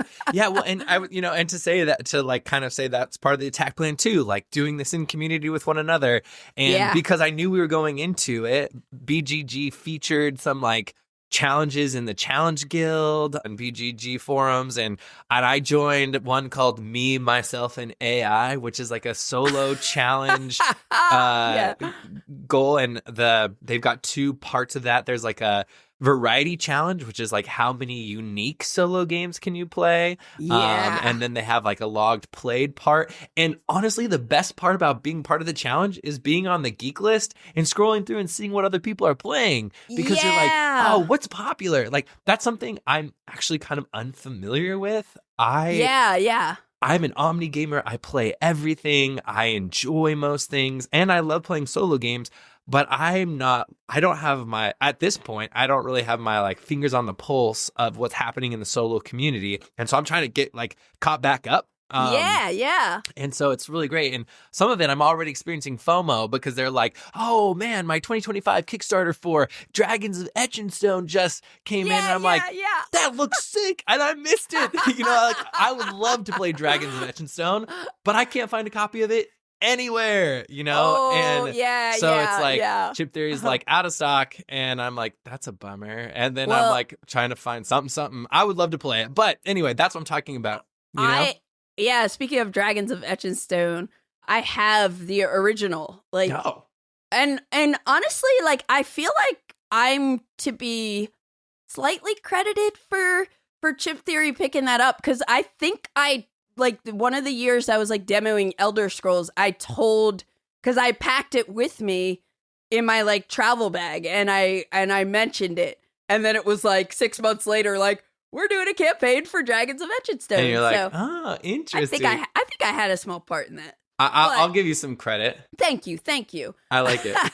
So cool. Well, let's start with our short games. Like these are games that can be played in less than an hour. Some of them just like 30 minutes, but typically lighter stuff, smaller stuff. And like these are like, when I was thinking about this category, I'm like, this is something I could play in the morning with coffee, right? Or at night, just as a one and done. Set it up, get her going. What games are on your list so far? Yeah, I'll blow through these a little bit. So this is kind of where I've gotten a few of these games played on my list, and then I have one that's kind of more in the medium that I've really gotten to the table, and then I've gotten one play of something in the long. So so the stuff that I've already gotten going in the short category, I'll talk about a little bit here. But sure. So the first game that's on my short list here is 52 Duels. So 52 Duels is a game that is kind of built around being a two-player, but what's very cool is that every one of the factions in the game effectively has a nemesis bot on the back. So it's built with 1 and 2 player in mind. This is from Postmark Games. Cool. Postmark Games also did this really cool roll and write that I loved called Waypoints. And so I've been following them along. I've been kind of following what they've been doing. And this is one of those companies, I'm telling you, they put out a $5 or $10 PDF, and I'm like all about that. This is the one that fulfilled most recently. And I just printed it off first day and started playing it. So I'm 4 plays in already on that. Basically, there's 4 starting classes that you can choose, because when you play 2-player, you pick a class, the other person plays a class, and the very cool, like, I wouldn't call it a gimmick, but a design goal of the game was that you use a standard deck of cards and this faction or class player mat, and you use just a standard deck of cards to enact kind of this duel between these two characters. Cool. Yeah, and so the 4 classes that came like out in the beginning were Barbarian, Priest, Merchant, and there is a Rogue character. It might even be called the Rogue. Yeah, let's go with Rogue. And so I've played one game again as each of those 4 classes so far. Cool. And so I would say that I'm 50-50, and I'm not like 50% win against 50. And so I don't know if it's a me balance issue, which it probably is, or if there's like some of these are more my play style. But I really enjoy the barbarian class, and I really enjoy the priest class. The priest class is very, very clever. And then the rogue and the merchant are, I don't think I quite grokked their playstyle the first time I played through. So anyways, I'm 4 plays in there. That's about a 30-minute game. Plays really simply. And what's great about the solo on that one is that the AI turn is so fast, so easy, so clean. You take the 5-card hand, you flip it over. The playmat tells you where to put the cards. And then you trigger the lanes on the playmat that fill up, and then you move back to your turn. Very cool. Nice. Game I'll probably have more to say when I get more plays of that. So technically, I'm almost to 5 already, but I can see myself really digging into that one further because it's really fun. Very cool. Another game that I picked up, and I feel like I'm late to the party on this one, and I heard about this game from watching other solitaire content creators talking about games that solitaire players should play. But that's Turing Machine. I love deduction games. I don't know if I missed this one when it came around, when it was the hype at the time. Oh, yeah, I remember. I bought it at some point and I sold it before I even took it out of shrink. But I know people who like puzzle games like love it. And I love it. Yeah. I love it. It's so fast. The playing against the machine on the app is so simple. I mean, you basically are just playing the game, and then when you think you solve it, you check it, and if you solved correctly, then you check to see how many turns the machine solved it in. It's very quick. I mean, it plays in like 8 to 10 minutes. Cool. And I played that 3 times so far, and I had to like tell myself to put it away because if I left it out, I just wouldn't stop. So that's going to be a great one. Nice. Oh, you know what'll be fun? What? I just thought of this. It'll be fun to either at the end of the year or midway to see, because like some of these shorter ones, we're going to get like way more than 5 plays to see like what our most played one is, or the amount of time, which game we played the most times. Yeah, cool this is why we keep these stats so we can talk about them at the end of the year. Also, so shout out #BG stats, but also, Also, I was thinking it would be really interesting to see what we like fell in love with too. Like doing like a top 10 solo games off of this experience at the end of the year would be really cool. Yes, I love that. Because already there's one on my list that I'm so stoked about. But go ahead. I love that. So third one on the list for me so far is a game that I literally backed on Kickstarter for the digital files when it came out. Let me double check my notes here. It came out, I think, in 2016, or is it older than that? Oh, man. Let's see. It came out. Oh, it's 2018. That makes me feel a little better. Banned books from Button Shy. And I bought the files in 2018. They've been sitting on my desktop. And this is one of the first ones I was like, these are my oldest PNP files that I haven't played. I've got to do it. So I got that one to the table a couple times. It's clever. It's a very quick game, 15 minutes. It's got this conveyor belt system where there's 5 actions that you can take. And there's kind of 3 baddies on the board. They represent lanes. And as the conveyor belt moves the cards past these lanes, you have effectively 3 action points you can use on your turn, and you can enact a lane, and depending on the lane is how many action points it costs. So lane 1 action point, lane 3 action points. Cool. And you're just trying to beat the baddies to the end of a track. Very simple, clever little game. Played that twice, enjoying it. I hadn't even heard of that one, I don't think. Yeah, I mean, it's just I'm like digging through the archive. These are on my unplayed owns that I have to get through on my list. So, but I'm glad to get that to the table. I'm sure that's going to be another one of those games. I mean, 15 minutes. It's like rocket fuel. And then a couple of things I haven't played yet. So 2 more games on my unplayed print and play file that I'm committing to at this point for 5 plays is Fortitude, which is a solitaire. Well, obviously Solitaire, War, World War II. Could be a multiplayer that That's you're true. playing solo. Solitaire only deck and World War II game. Trick taking, right? Yeah, it's a little trick taking mechanic. I actually haven't read the rules yet, so I'm not super familiar. But you played it? Did you say you played it once? Yeah, I played a pre-production copy of this, and I still have it somewhere. I thought it was really cool. Yeah. It's like a really, really neat system. Yeah. So I'm excited to get that. I like the words trick taking make too. my heart flutter like so many other people, and I'm always a sucker for a war game in a small package. So we'll just see how it plays out. So Fortitude is on the list. Have you played or heard of For Northwood? Yes, I have that. That is one that I'm definitely going to be playing this year as part of my Me, Myself, and AI challenge. But I don't think I'm going to do it. I don't think I'm going to play it 5 times. But I've played a lot of For Northwood, and I love that. That is... I think I've only played it once. I need to do that and Regicide, too. Oh, Regicide? Man, that's a whole nother conversation. I love that game. But that's a side quest we can't go on right now. So then I'm going to play Resist. So I've got a couple plays of Resist under my belt. It's the David Thompson, and did Trevor do that game with him? I don't remember if that's just David Thompson or not. Yeah, I'm looking it up real quick. I probably should have hyperlinked all of these. Yeah, Trevor Benjamin and David Thompson.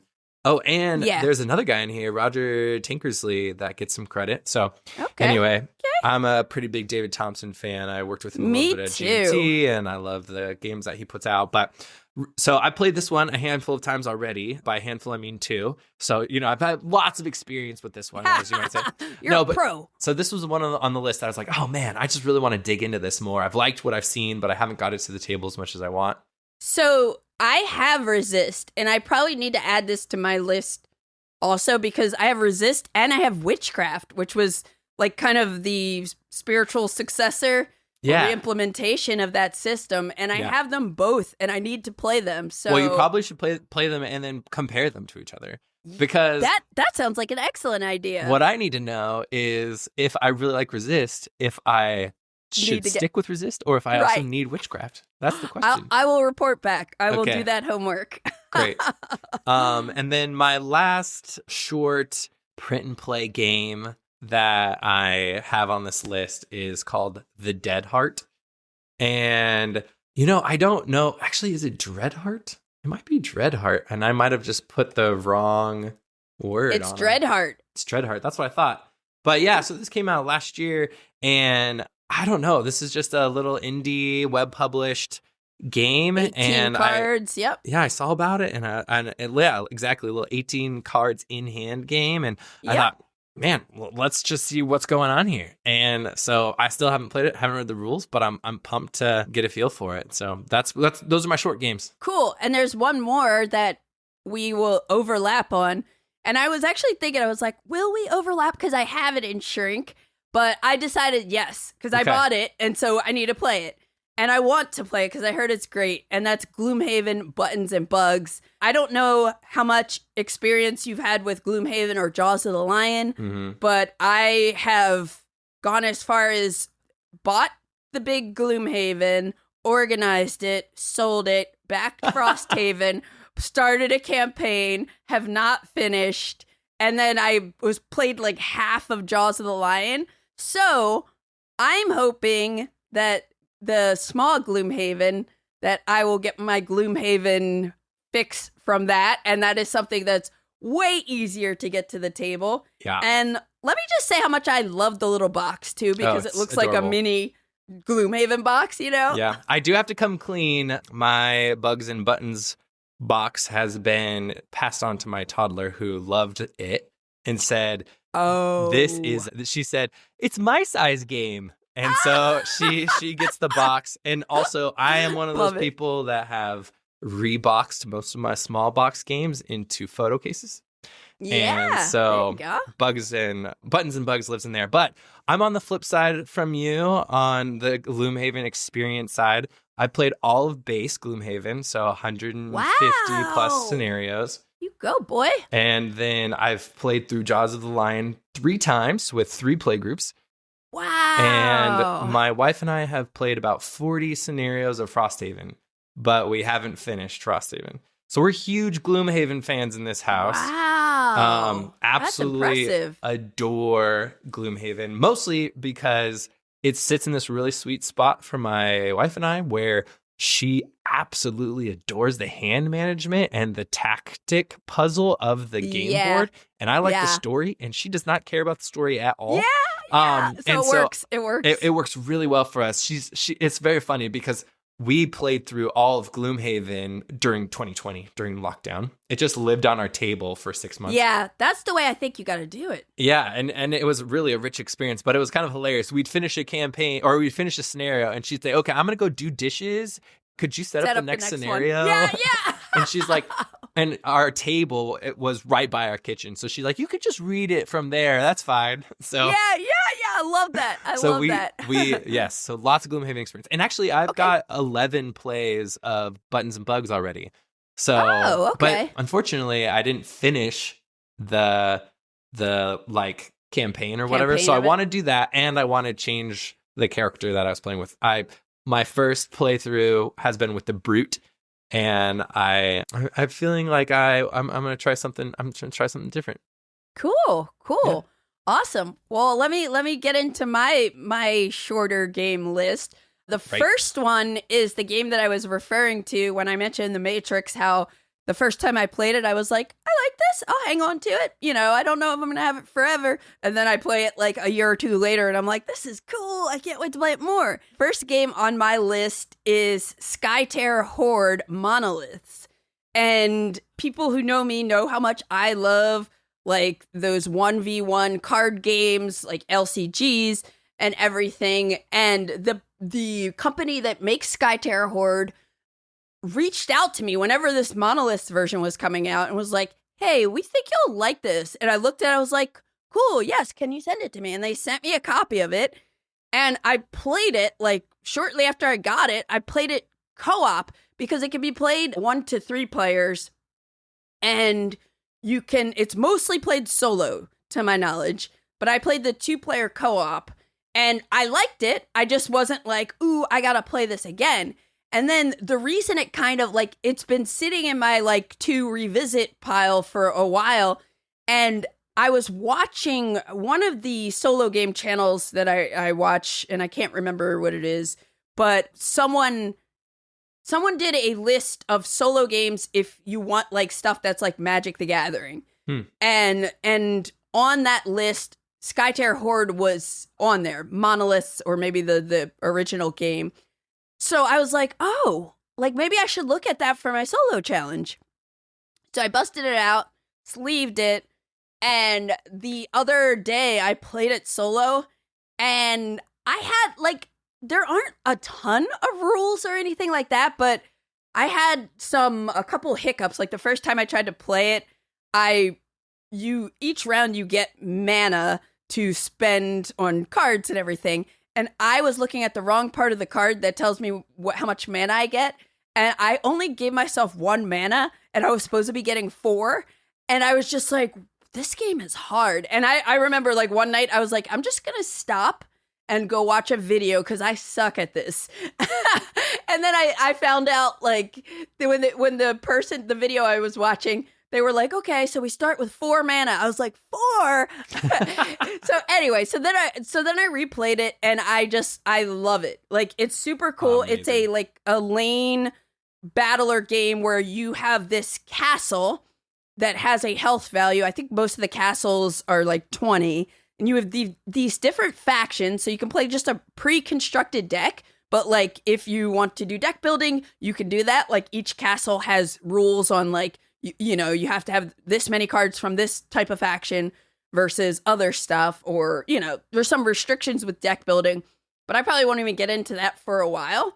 But I already have, like, 4 factions.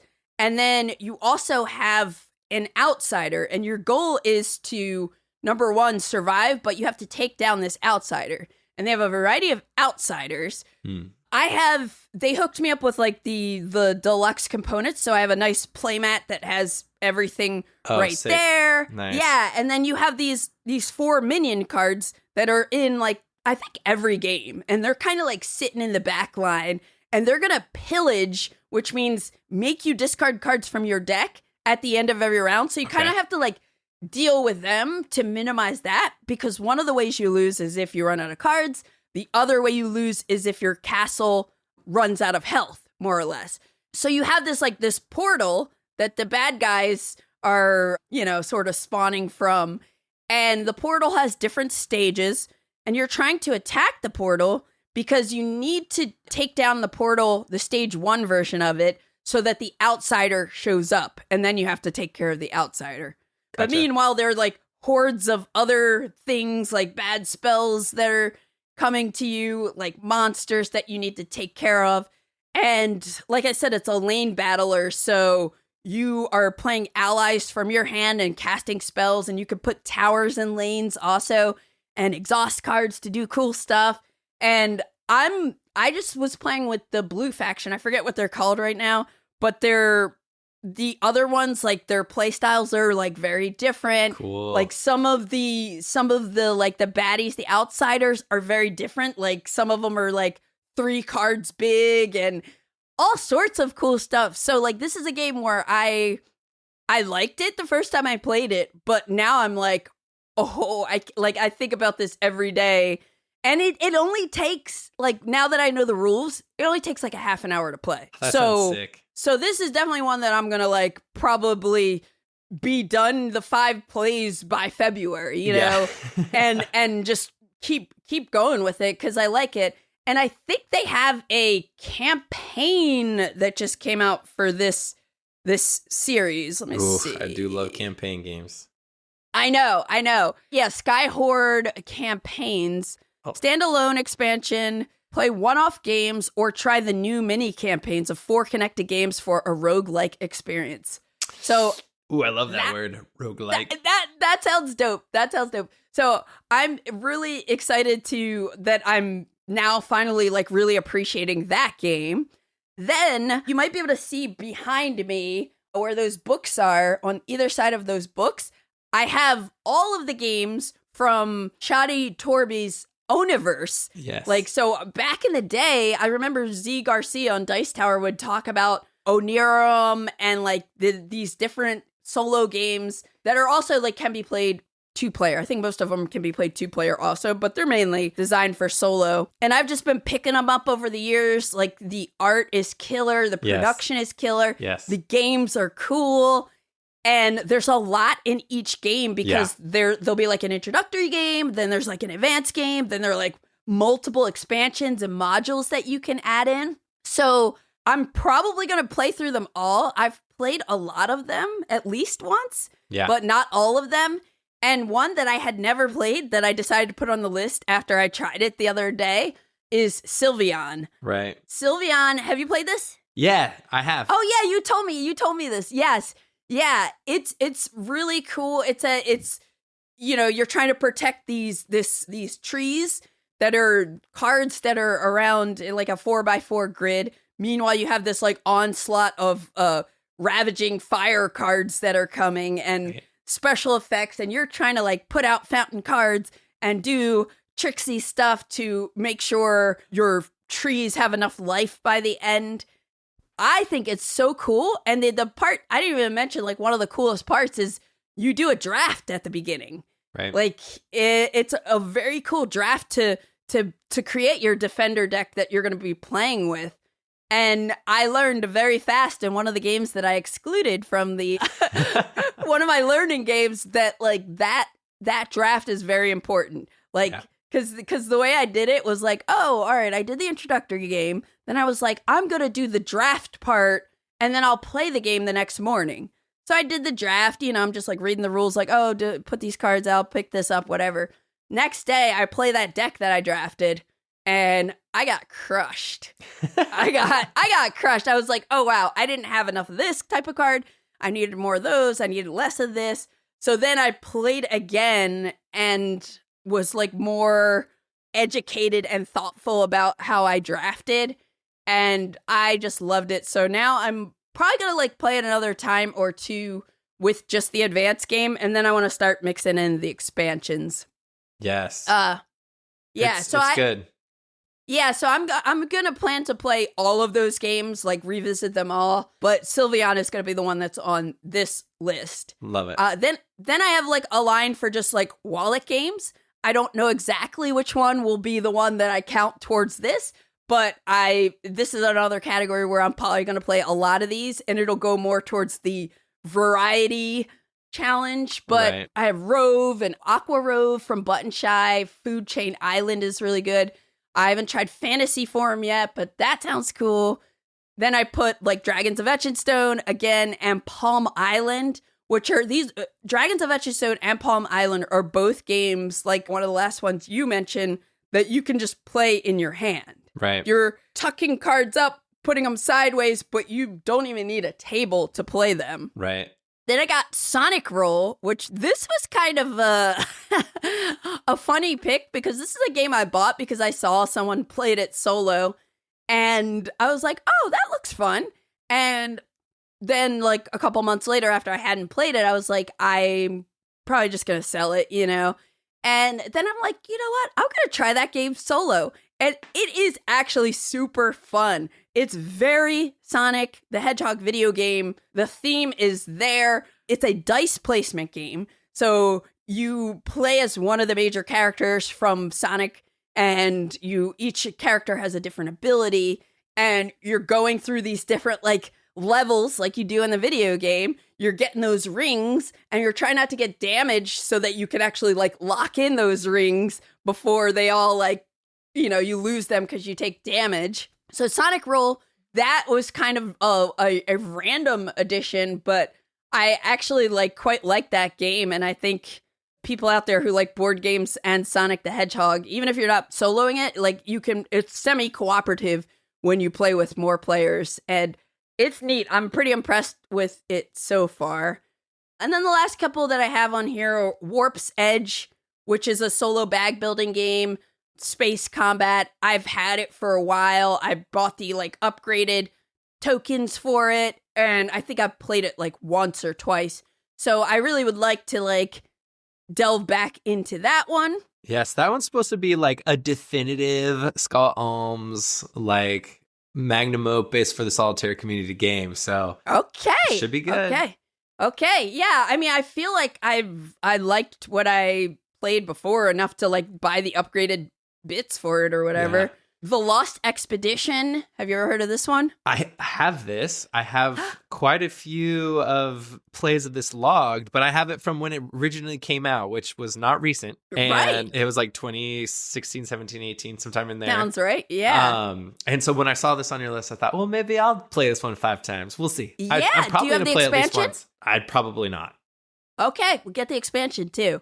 All right. Because I've played it maybe once or twice. The art is really cool. This is so good. You have these giant cards, and you're basically trying to go on this quest, take your explorers through the El Dorado. Yeah, yeah. So you're dealing with all sorts of stuff in the jungle and kind of managing resources.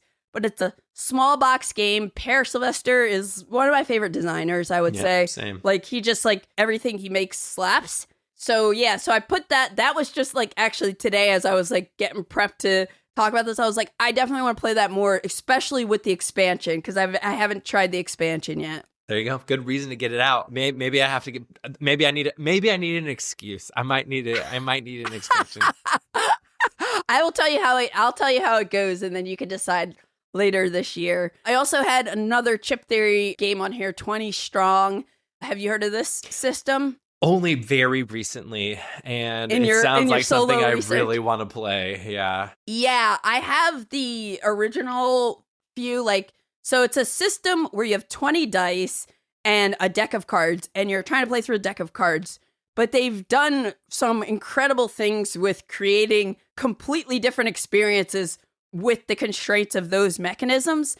So, they're the first one, if you buy 20 Strong, you'll get Solar Sentinels, just kind of this sci-fi experience.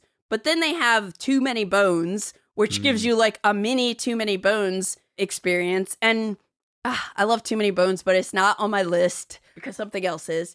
And then there's Cloudspire, and the new one is Tanglewoods, which is this fairy tale characters in this changing forest, and It sounds really cool. It looks like a cool world that they created with that one.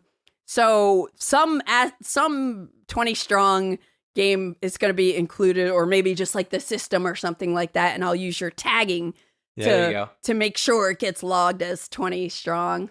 And then, like you said, Resist and Witchcraft, and the other game from Salt and Pepper that I just picked up, and I'm not sure. I picked it up at Essen. I saw you picked it up this morning. Yeah, I got it this morning. Onoda. Is that Onoda or Nada? I would imagine it's Onoda because it's probably Japanese and I'm pretty pretty sure. hard O's and usually so. Yeah, Onoda. but this game is fascinating because it's based on a soldier from World War II who was deployed out in the Philippines, and the war ended, but he refused to believe that the war was over. So he was out there in the Philippines, like surviving and still fighting for 30 years. It's wild. Like, it's so wild. So in the game, it's a solo game where you're kind of trying to manage your resources and whatnot and survive as Onoda did as well. Right. And the other thing is, like, I know they were, like, when I was, like, reading a little bit in the rule book, it was saying that his early, like, he had to figure out how to survive, like, physically, like, to eat, make sure he had food and stuff like that. And then in the later years, it was, like, not going insane, more or less. Right. So you have to, like, manage your mental psyche. So this is what I want to try. It's quick. I think it's, like, less than 30 minutes to play it once you learn it. So, you know, it's so wild because I had never heard of this game before you brought it up when we were talking a couple weeks back.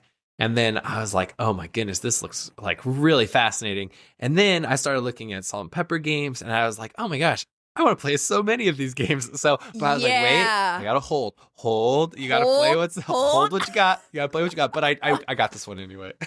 Well, you want to know what's another little fun connection here? So the other game I got from Salt and Pepper this year at Essen is Habemus Papum, the game where you're trying to influence who the next pope is. Right. But beyond that, I discovered that this designer, Francisco Gradile, also designed Plantagenet. Really? Yeah. So that's a GMT Levian campaign game. Yes. So now I'm like, that's so cool. That's why I'm like really excited because I have all three of those games to play and get into. Yes. Yeah. They're different. They're all different animals. Only a little bit different. Okay, cool. Let's shout through our medium games. Cool. Yeah, so some of this is kind of a category where I'm like getting a lot of the old stuff that I love back to the table. And I got, so first on the Spirit Island, this is probably, love it. I don't know. I mean, I think most solo players say that this is the go-to co-op solo game. I love it. I have tons of plays of Spirit Island. Multiplayer, I have a handful of plays of it, solitaire. But I got the Nature's Incarnate box, which completes my Spirit Island collection for Christmas. And so I was like, perfect. I'm going to play through all of these new spirits. So cool. That's kind of a goal there. One Deck Dungeon. So this one I got years ago when it first came out. And I'm thinking like, I want to play, solo games a little bit more. And so I picked a One Deck Dungeon and I played it like 6 times and I lost 6 times. And I was like, I don't know. I just don't get it. I don't get this game. Yeah. And then I got it back out and I've already played not 5, but 6 times again. Wow. And so One Deck Dungeon, it's so addictive. I mean, it's so quick. It's like 30 minutes. And part of it is the pacing is just really well done. Between, you like open a door, you decide to do an encounter or not, maybe you flee, maybe you open another door, and then before you know it, you're going down a level and things are getting harder, and then before you know it, you're at the boss, and you're like, oh, cool, this dragon again that I've never been able to beat. And so here, this is, I have to go on a little side quest here, which is, I lost 5 times in a row again. And, oh, no, Ken, and no. I thought, like, man, I'm okay with not being great at a game. It's unusual for me, but I can accept it. Sometimes it just doesn't. It must not like vibe with me as a player. Yeah. And but I couldn't just leave it there. So I decided to go on a YouTube playthrough binge, and I watched like 5 or 6 other people play it. And that made me feel better because, one, a lot of people lost on their playthroughs. Okay. But also, I realized that I have an original copy of One Deck Dungeon, and they revised some of the rules because it was a little too difficult. So Gotcha. I went through their play update file, which was like 1.7. If you've purchased One Deck Dungeon in the last couple of years, you have a new one. But having purchased mine originally, I didn't even know that it was updated. I think they updated it for maybe when the app came out or maybe when the first expansion came out. I'm not sure. But I learned a couple of things. So I implemented the changes to my copy that they had done in their copy. And guess what, Candace? Did you win game number 6? I won game 6. And I'm not going to lie, I felt pretty great about it. So anyway. So you were just playing hardcore mode before? Kind of, yeah. I mean, basically, they did introduce levels of difficulty in the patch notes, and I just was like, oh, I'm going to play on normal instead of, whatever. And it made a difference. Like, it's just enough. The thing is, it's so close. And people talk about this in the reviews of it, but, there's a lot of ways to play with the dice variability through mitigation. What you can't really change is the way in which the dungeon rooms come out. And so if you face really hard rooms early, you're just going to have a harder time than later. And so I think it was a combination of a little bit of the new rules and the revised edition, plus having some better luck with the draws of the doors. But I will say this, I can't wait to play more of it. I mean, so I'm 6 plays in, and I'm definitely going to be playing more of it. And I'm very attached to Ursula, my archer, and we're going to go. We're going to move on to the next boss. I'm not sure if it's the Yeti that comes next or whatnot, but we're going to the next dungeon. So love it. I haven't played One Deck Dungeon. It's good for a dice chucker with some really interesting little decision points. And the key decision point is kind of, it's not like Vantage, except for that you will be successful unless you die. Unlike you go into a car, if you engage the encounter, you will have to finish the encounter. So you either are going to take minimal damage or spend minimal time to get through the encounter or not. But you get the encounter card, certainly, as long as you survive. And so what's really interesting is you get this decision point on how you choose to take that card as loot. So you either take that card for experience points, you take it as an item, which gives you more dice to roll, or you take it for its ability. And so that little decision point is so rich because they're like, I want it for this, but I also want it for this. Yeah. Very fun. Very cool little game. Cool. I'm probably going to pick up the expansion for that, so we will see. So then next on my list is a game that I absolutely adore, have played a lot of, but it's been years, and that's Coffee Roaster. So banger. I love Coffee Roaster. I love bag building games. Yeah. We play a lot of Quacks of Quedlinburg in this house. Yeah. And like Automobiles is like a race game that has a bag building component that I love. But now Coffee Roaster, you need Warp's Edge also. I know. That's what I think. I'm not committing to anything. But Warp's Edge might be my reward for getting through some of these early plays. But Coffee Roaster is amazing, and I actually stopped playing it because I didn't know that you could put the tokens in coin cases when I originally got it. Oh, yeah. And I played enough that the fronts were coming off. And so I was like, oh no, I need to slow my roll. And then I permanently slowed my roll for about 5 years. And so anyway, I bought coin cases. Capsules, yes. And I've gone through and put all of those tokens in capsules. So I'm just raring to get back into that. I mean, it's also, you live in Seattle and you are a coffee guy. I am. I actually roast my own coffee for real. I know. So. When I tell people when I'm talking coffee, I always bring you up and how you like travel with your own roasted beans and your little coffee making rig everywhere you go. It's amazing. very proudly pretentious about my coffee. Yes. It's one of those things I have to have.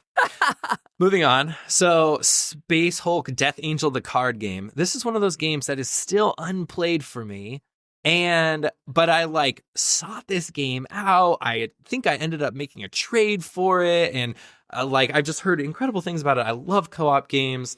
So anyway, but I just haven't got to I've heard of this one being like a really cool solo game as well. Right. Huh.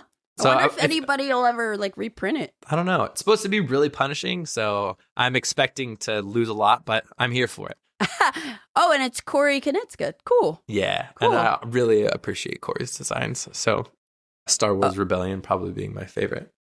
We have such similar taste. I know. That's why we're friends. Yep. I see somebody selling a copy for $35. That seems posted reasonable. 11 days ago. I feel like I should pick it up. Do it. Okay. I'm just do you need all the expansions or anything? I don't know. I haven't even played it one time. So. I'm gonna hit them up. Okay. You should. Side quest. Side quest. Also, this is us holding each other accountable and encouraging one another. Buy more games, Candace. This is live, people. This is live. Getting our fixes live. Okay. So should we move into our both games? Yes. Hold on 1 second. So you got to put in your contact information. I love it. Well, I'm just going to start talking about the first one because it is one of my favorite games of all time, which is Terra Mystica. Terra Mystica, yes. I have this. So my thing, this is on the list because this is one of my favorite all-time systems of games with obviously Terra Mystica, but then Gaia Project, huge Gaia Project fan. I haven't played Age of Innovation yet. It's one of those things where... you gotta fix that. I know, I really need to fix that, but it's just... Make that a reward also. I think so.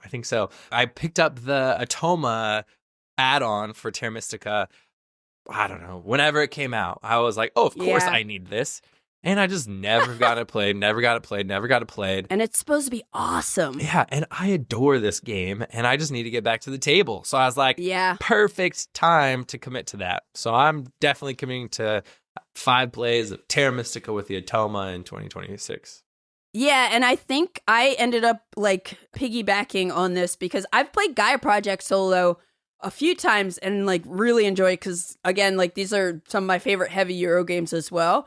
But it'll be fun to revisit Terra Mystica because of the Automa system.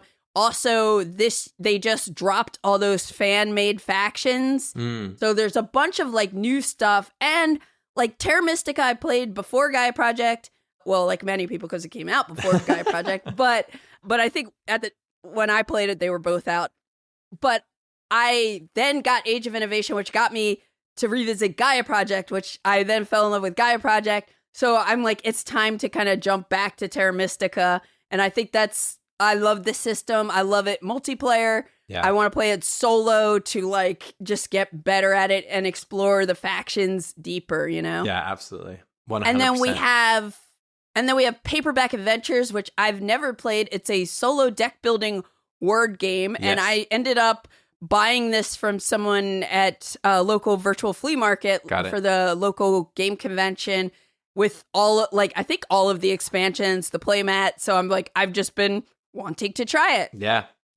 Yeah, I'm very pumped about it. I have played it one time. I got Paperback Adventures and I have the Damsel Adventure module. And I would probably love to play more of that, but I think that there's a lot of playability in one box of it, and if I adore it, which I'm expecting to, because I played once and really enjoyed it, I can always get more. But yeah, it's funny. The original Paperback, the deck building, word building game from Tim Fowers is still one of my wife's favorite mashups of mechanics because she loves word games. She grew up playing Scrabble with her family. Yeah. And she loves deck building games, as previously we talked about Clank. And so for her, I gotta meet your wife. I feel with the Lord of the Rings deck building. I told you to come play games with us in Seattle. I know now. Okay. Yeah. So, but anyways, the thing about Paperback though is I've never won it. I've never beat her at Paperback, and so after a dozen times of getting my face kicked in. I was just like, you know what? I'm good. We're good. We just don't need to play this game anymore. And she's like, no, I think we do. So anyway, but Paperback Adventures, I love the little puzzle, it's cool. It's very cool to see it come through in this like roguelike adventure. So I'm looking forward to playing more of that. Really unique. All right, so I'm just gonna blast through my mediums. So we got a game I've had for a while, Escape from Hades. This is a Hollenspiel solitaire sci-fi game where, like, basically people are in prison. You have to save them and get out of the ship or something like that. The art is wild.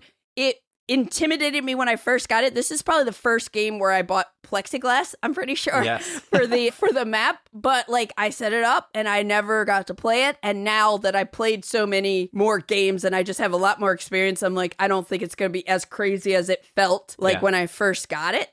So that's one. Nemo's War 2nd Edition.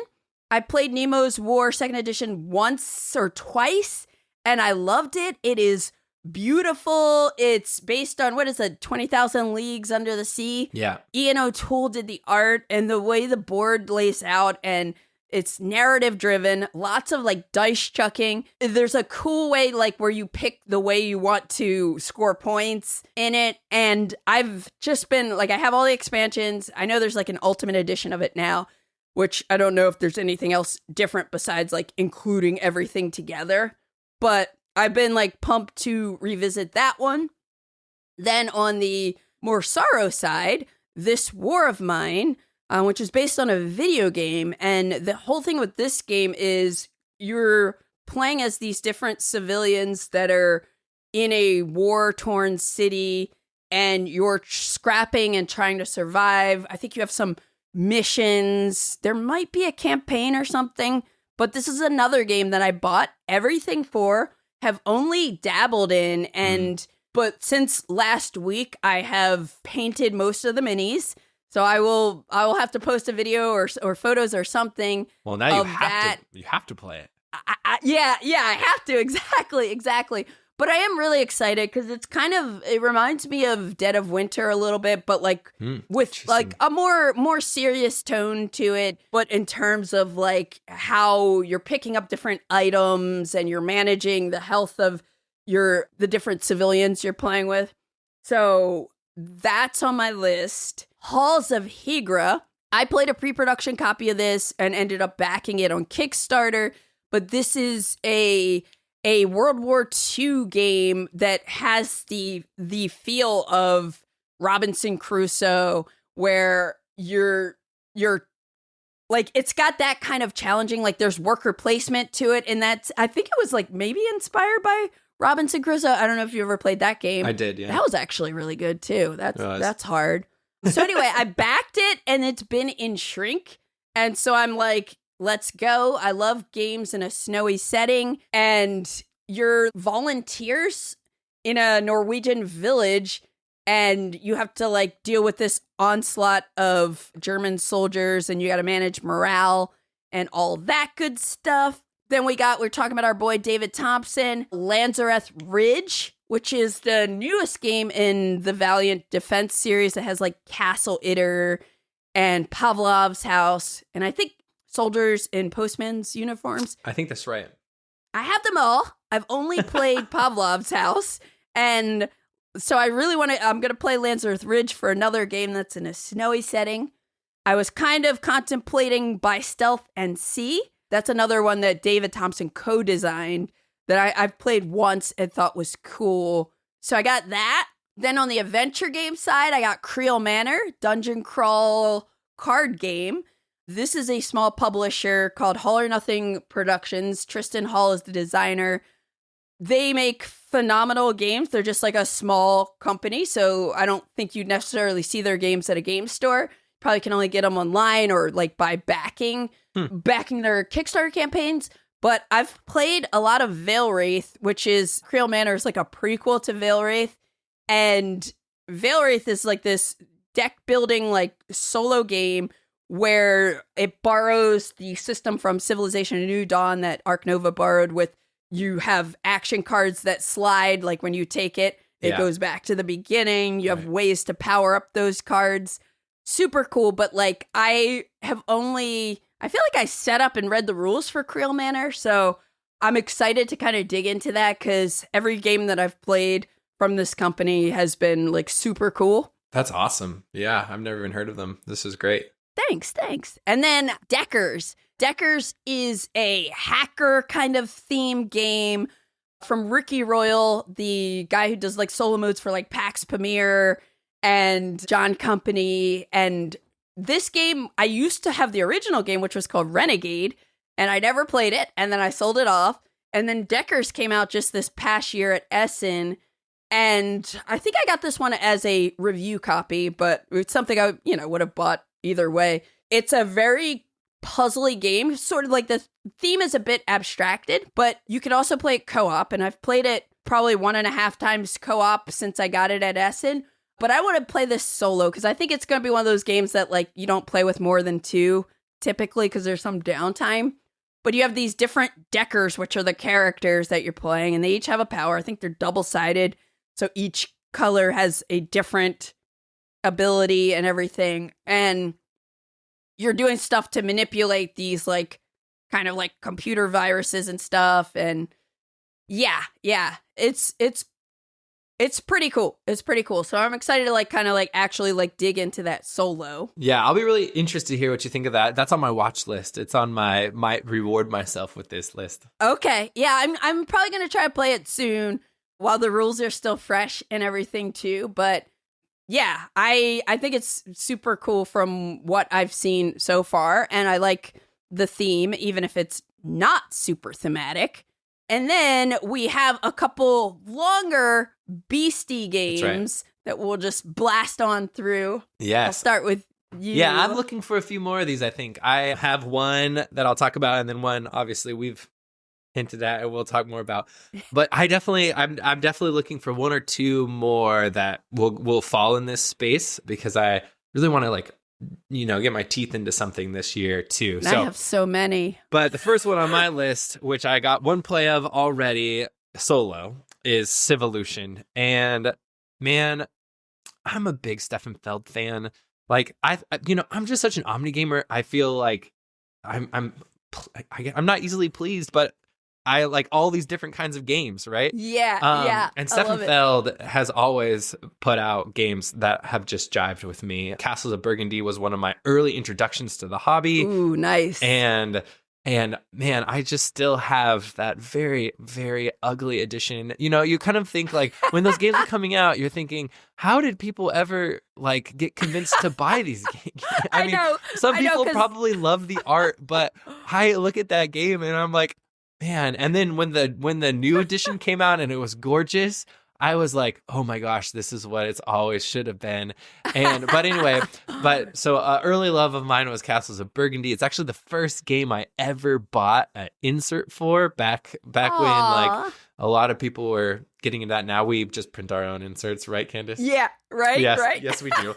But that's another side quest we don't need to get into. Yeah. Have I printed inserts for most of the games on this list already? Yes, I have. Love it. But anyway, so Civolution though, Same. man, I missed this one in 2024. I don't know what I was doing in 2024. Obviously not playing Civolution, but I played this for the first time over holiday break, actually right before I played Cross Bronx Expressway. And we played it 2 times back to back, our 3-player group. And I fell in love. And I was like, oh my gosh, this has a solo mode. I'm doing a solo challenge. And so this is the game that I sat down for 2.5 hours and just sat there and puzzled. And it's really interesting because cool. I had like played pretty well when we played as a multiplayer. And so I had set like my own personal high score for the day was like 259 points. And so I was like, that seems like a decent score. And so I'll play against the like second level bot. Like there's like the beginner bot and then there's like the moderate bot. And I was like, I'll do the moderate bot for my first playthrough. And man, I got smoked by the AI bot. Like the irony was like, what's really interesting about the game, which I want to dig in more and I don't feel like I can say a lot about right now, is like there seems like there's so many paths towards victory. And there's so many things the game tells you could do. And the question is like, what are you going to do?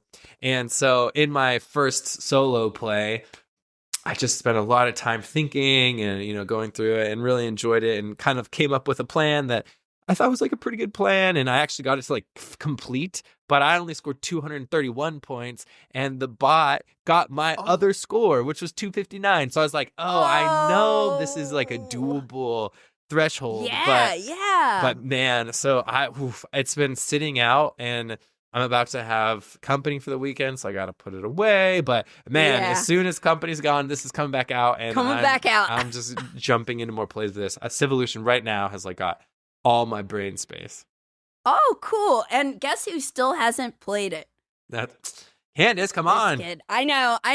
I'm not a huge Feldy, but I do like a lot of Feld games. And the year it came out was 2024. Like, it was like my most anticipated Essen release. But then I kept hearing people say, the teach is an hour. And I would just kind of like put a pause on it. And then I heard a lot of people who were like, it doesn't need to be, you know, blah, blah, you know, you don't need to know everything up front to get started. But I am curious to try it at some point. It's not like super high on my curiosity list, but like I've heard good things from enough people that I want to try it. Yeah. It's really, I really, really liked it. So I see you have Mr. President behind your head. I do. That'll be our 2027 challenge. Yeah, you know, I'm gonna get that to the table this year. I'm just not committing to 5 plays. Yes. Okay. I'm with you there. I'm waiting for the update pack that should be coming in February, and I love that. The other thing though is it's technically a solitaire only game, but I think it is such a great 2 or 3 person game. So when you come and visit me, like you say you're going to, that's what we're gonna play. Maybe that is the plan. Is like I will make a trip so we can play Mr. President together. I mean, if you need an excuse, put that on there. Cool. And then we've mentioned it a bunch so far, but like Fields of Fire I still have to play through all the introductory scenarios, but I had this one on my table, like the original edition, like for probably like almost a month back when I first got it. And it was like originally very hard to get into, but I still loved it because I love Combat Commander. And I just like, there's something about like a dice, not that I have anything wrong with, I like rolling dice also, but like I like cards so much and multi-use cards that do a bunch of stuff. You know, so this game, good. Like the card, you use cards to build the map and it's like platoon level, right? Yeah.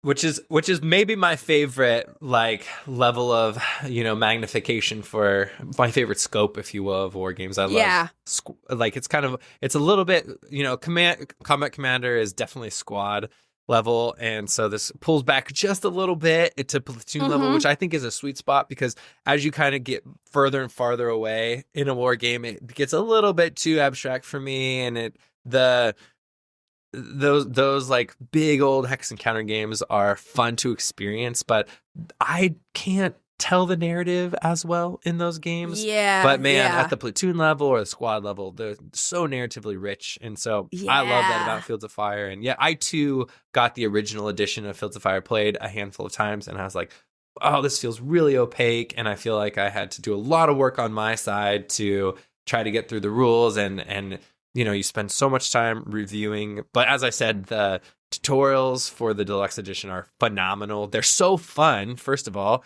And they just are so excellent as like kind of holding your hand and saying like, well, let's just focus on this time. And then we're going to add a little bit. We're going to add a little bit. And then by the end, you're like, oh, cool, I'm ready. And so, I'm committing to playing through Normandy for sure. And I just had a conversation with one of the developers at GMT yesterday. We were catching up. And he was like, and then when you're done with Normandy, you got to play Vietnam because Vietnam is wild. Oh, my goodness. Did Vietnam come out? It's in the box. It's in Deluxe. Oh, that's right. You know, I'm thinking about Combat Commander Vietnam. I think. Oh, yeah. There's a Combat Commander we're talking Vietnam about Fields of Fire here, yet. Candace. Fields of Fire. No, I think there's 3 big campaigns in the Deluxe. It's Vietnam and Normandy, and then the South Korea or the Korean War. What was that one? I don't know. I don't remember. So there's a 3rd campaign in there, but apparently Vietnam is crazy because Normandy, which you experience a little bit if you play Normandy, and then also in the tutorial, a lot of Normandy is like you pushing away from you up the map and kind of going and finding things. And apparently in Vietnam, things just pop up all the time, all around you. A lot more of like, you don't know where they're coming from, which makes sense. Like that's kind of how the guerrilla warfare of Vietnam was. So anyway, very excited for Fields of Fire in 2026. I think what I'm going to do is you're inspiring me to like clean up my paint table situation, because I know I could like sequester half of it and set up Fields of Fire and start going through those introductory scenarios. I printed an insert, right? And then I was going through the process of updating the original version with the deluxe components. And there was like a whole rule book on how to do that. And I feel like I was left with some that I was like unsure about, like some chits. And I'm like, oh my gosh. So I need to like reassess where I am with getting everything organized, and set that up. I even printed the card holders for people like me who can be OCD about like games that are a grid of cards and wanting them to be in the right place. Yes. So I got that and some other thing that somebody created that where the cards are elevated, make them look elevated. So yeah, fancy. I know. But yeah, I'm really excited about that, and I think that'll be fun to talk about too once we both play through Normandy. Yeah, and compare stories and everything. So the long Beasty Games. Yeah, I know you just have Civolution and Fields of Fire. I don't want to say just have those, but like. For me, this is where there were a lot and a lot of like, I cannot wait to finally like dig into this. So we'll just start with Mage Knight. I have been into Mage Knight since the Ultimate Edition came out, and it's usually like something I break out once a year and I like relearn the rules and I like love it and I leave it set out. And last year, even like not this past Christmas, but like the Christmas before, I had Matt get me a bunch of like resin terrain from somebody on Etsy. Oh, cool. And so, yeah. And I'm like, I haven't played with it since I got all that stuff. Cause like shortly after I got that, I never got it back to the table. So I freaking love Mage Knight. It's really cool. And I want to like paint that terrain and set that sucker up and play it. I also have like special playmats for playing solo.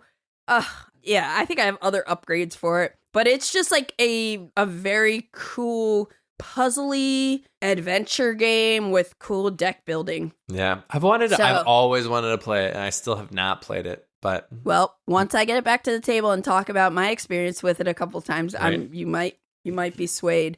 Then we got Leaving Earth, which is I just played it for the first time last year. I've owned it for a while, and I think I originally bought it with the intention of playing solo. But I just want to play that game more. Oh, it's so good. I know like playing solo is going to help that. So, you should put it on your list too then. You know, I really love it, but you know, I have about a half dozen plays of it, and I feel pretty good about that. Like I think it's a game that I wouldn't say it's solvable, but it's all the expansions? I've played with all of the expansions. Adam has all of it. Of course he does. And so, yeah, I really enjoy it. I like it. But I think I'm good. Like I would love to play it with a group and play it multiplayer, but I don't know if I you don't need to play solo play. Okay, all right. That's fair. I will allow that, Ken. I will allow that. Gotta know when to say no, you know? Yeah, I'm stoked about it just because I want to play it more and like make sure like I have the rules down. But I also do want to play it multiplayer more, and I want to try it with teams. Yes, we should talk offline about that. We've worked out kind of mega game for that. Put that on the list for when I come to Seattle. Yeah, well, that's Candace's awesome. excuses list to come to Seattle. Yeah. Then Hoplomachus Victorum. So this is like, as much as I love Too Many Bones and I'm loving like Elder Scrolls from Chip Theory, and I will play those games too, but like Hoplomachus Victorum I backed and I've had in Shrink, and I've played like 2 hours of it just before it released, and I thought it was amazing. when I was printing the insert for it, I was reminded how premium the components are. I love it. It's like a gladiator theme. It is a solo game. That's awesome. With the Hoplomachus system, which Ricky Royal famously like loved playing solo, like and raved about it, and possibly maybe inspired the solo only version of it. But I've played some of the multiplayer Hoplomachus before. I forget which one it was called. Victorum has just been calling me. And again, even when I was getting it organized, I was like, oh my gosh, I want to play this right now. I want to play this so bad. But I didn't, because I was like, I need to save this for when I've, as a reward. So anyway, Hoplomachus Victorum is on there. In the adventure realm, we got Dragons Down, which is a newer game that was heavily inspired by Magic Realm, which I never played. But it's a very sandbox adventure game where you're picking like a class and a lineage. Is it a class and a lineage? Yeah, I think so. And there are all these different combinations, and you have these different terrain packs that you play with, and you're exploring, you're killing monsters, you're trying to have the most fame. Gotcha. No, you're trying to have legend points. Like there's fame you can get, but fame converts to legend points. It's super fun. Like, I know I'll play this one more, also 2-player and 3-player, because Matt really likes this. We played a 6-player game of it on BGG at Sea Cruise. It was kind of like a learning game. And honestly, like, I would do it if everybody knows how to play it, because you can do a lot of things simultaneously. Got it. But it's just a really fun adventure. Now I have like everything for it. And it's something that, like, I have it in the long Beastie list. But again, you can create your own experience. Like if I want to play a short game, I can play a shorter game. If I want to play all day, I could do that. So Dragons Down is just one that I want to play more in general. So I want to get some solo plays in. Got it. Then we have probably the first GMT game that I got, which like rocked my brain, like when I tried to read the rule book, Comancheria. Yep. And I have Navajo Wars on here. I have them both. I want to play them both more. These are both games that have come out onto my table multiple times. I've run playbooks. I think I've played a full game of Navajo Wars before, but Comancheria basically is a solo game. I know it's very like procedural, but I just love the theme of it, where you're basically playing as the Comanche Empire, and it's a card-driven game, and you're setting up trade networks with different tribes and trying to defend like against military and cultural attack. And to me, like, the theme is just so different, and I want to explore that history more, And then it's like with Navajo Wars, it's a completely different scope. This one was designed as a 1 to 2-player game and came out first, but it's mostly intended to be solo. And that one, it's different because you're like managing at the family level, sort of, if I recall. And you're dealing with the enemies that are either the Spanish, Mexicans, or the Americans, I guess, depending on what scenario you play. But again, like, these are both just like different parts of history that I want to explore. And I think they're just like unique games in their table presence and everything beyond the theme. So Navajo Wars and Comancheria are on my list. Roads and Boats, baby! Woo! Whoop, whoop. I think the only time I played Roads and Boats was with you and Ben. I know, that was awesome.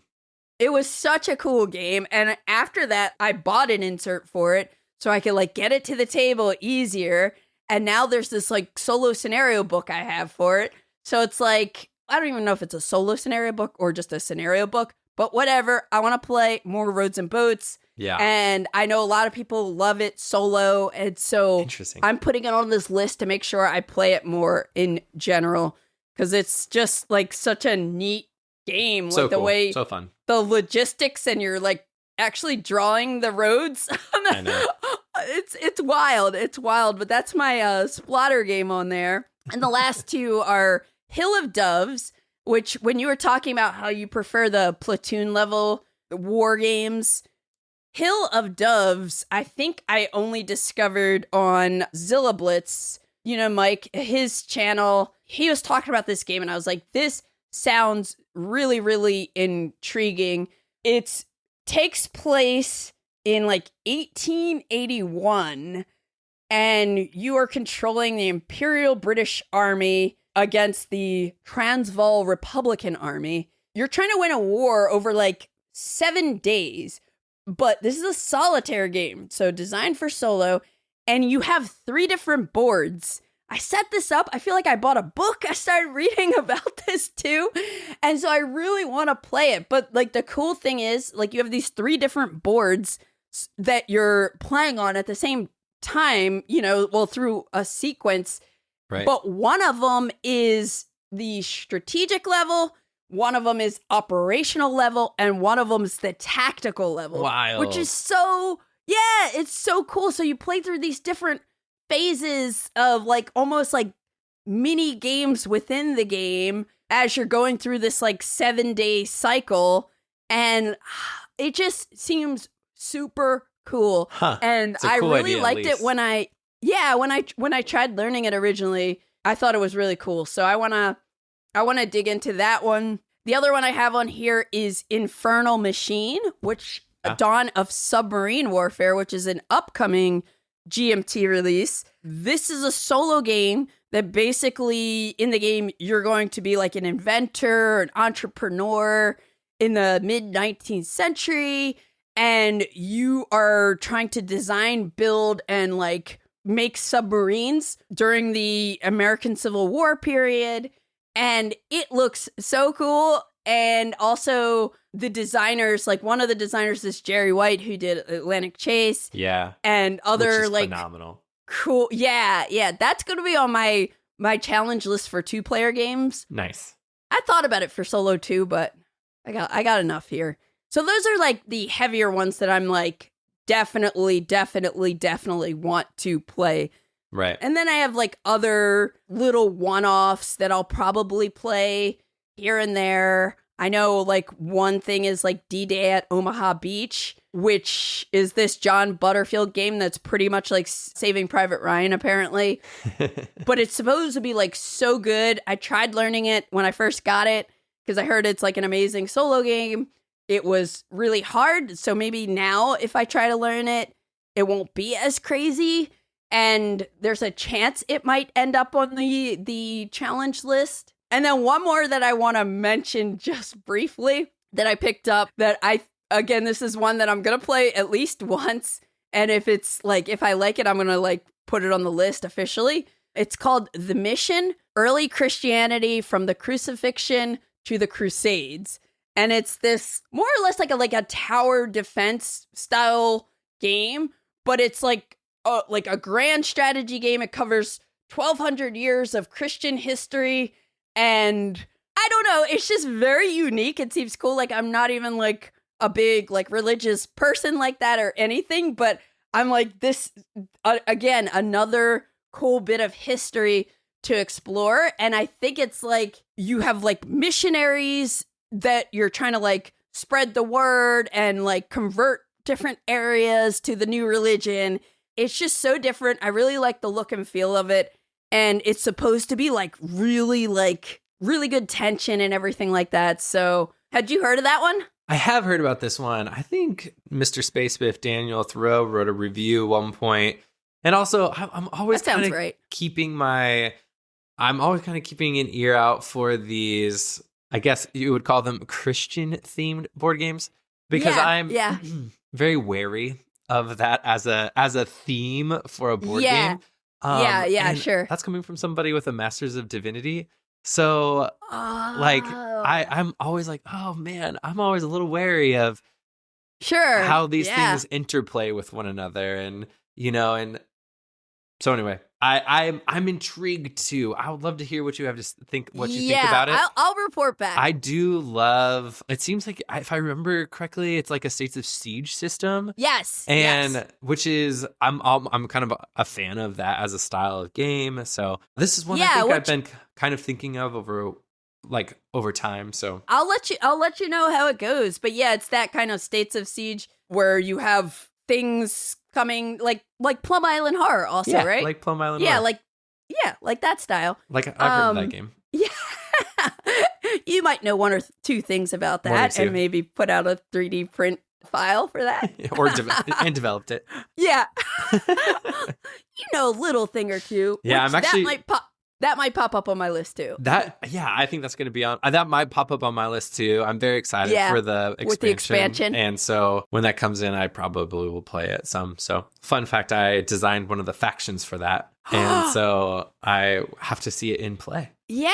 Oh, cool. So. I'm excited. Yeah. So there's a chance, like that was on my maybe list also, as well as Space Empires 4X. Yeah. But again, that's just one I want to like play more because I only played it that one time with you guys. I love that at game. the warehouse. Oh my gosh. That co-op was so cool. Yeah. The only thing that keeps me from soloing Space Empires 4X is the fact that I don't own it. Because that's a game that Adam has, and so it's very tricky for me because it's always like, well, what do you get? What do you borrow?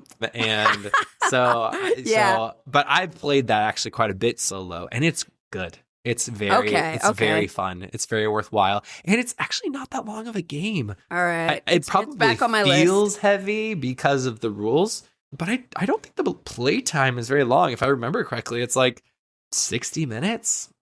Oh man. Okay, this is back on my list. Yeah. Space Empires 4X. So, I love Space Empires. We'll more about that. I'm waffling back and forth for years on just going all in and getting the whole thing because I love it. I love Space Empires 4X. It's so good. So good. Okay, that's on the list for coming to Seattle also. Yeah. Play together with you and Adam also. Yeah, well, he's a built-in feature of coming to Seattle. I know. And he's in the Seattle wine country, Woodinville, right? That's right. Perfect. Perfect. Well, Ken, it has been awesome kicking it with you today. And like, I'm so freaking excited about this solo challenge. Like, I have so many ideas of stuff we can sprinkle throughout the year to kind of keep people looped into our journey here. Yes, I'm pumped. I can't wait to talk more about it and see where the year leads. Yeah. So we'll figure out offline when we might want to like target to chat again, and it'll be interesting to see like what we're loving, what we're finding that we don't love, what we maybe like new stuff that's popped up on the list, or just any changes to how we feel about this since over several months or whatever, whenever we get together more. But cool. 100%. And I'll figure out when I can get to Seattle. Yeah, it's got to happen. Yes, I love Seattle. You know, I want to move there. I know. Come on. One day. Come on. One day. Come on up. But anyways, thank you so much for like inspiring this idea and coming on this journey with me, because as soon as I hang up, I'm like, what am I going to play tonight? What am I going to play? Yeah, that's right. What am I going to play? Yeah, I got some work to do first, but but I'll get something back to the table. As always, it was amazing catching up with you. I could talk to you forever. I wish we lived closer to play games together, but we're getting to play solo games together from afar, which is really, really awesome. That's right. So thank you so much for joining me. Yeah, absolutely. You've been listening to the Kickin' It Creative podcast, produced and edited by Candace Harris. Special thanks to Matt Fonda for editing and mixing our music. Be sure to visit us on the web at kickinitcreative.com and on YouTube for even more Kickin' It Creative content crafted by Candace. Thanks for listening and happy gaming!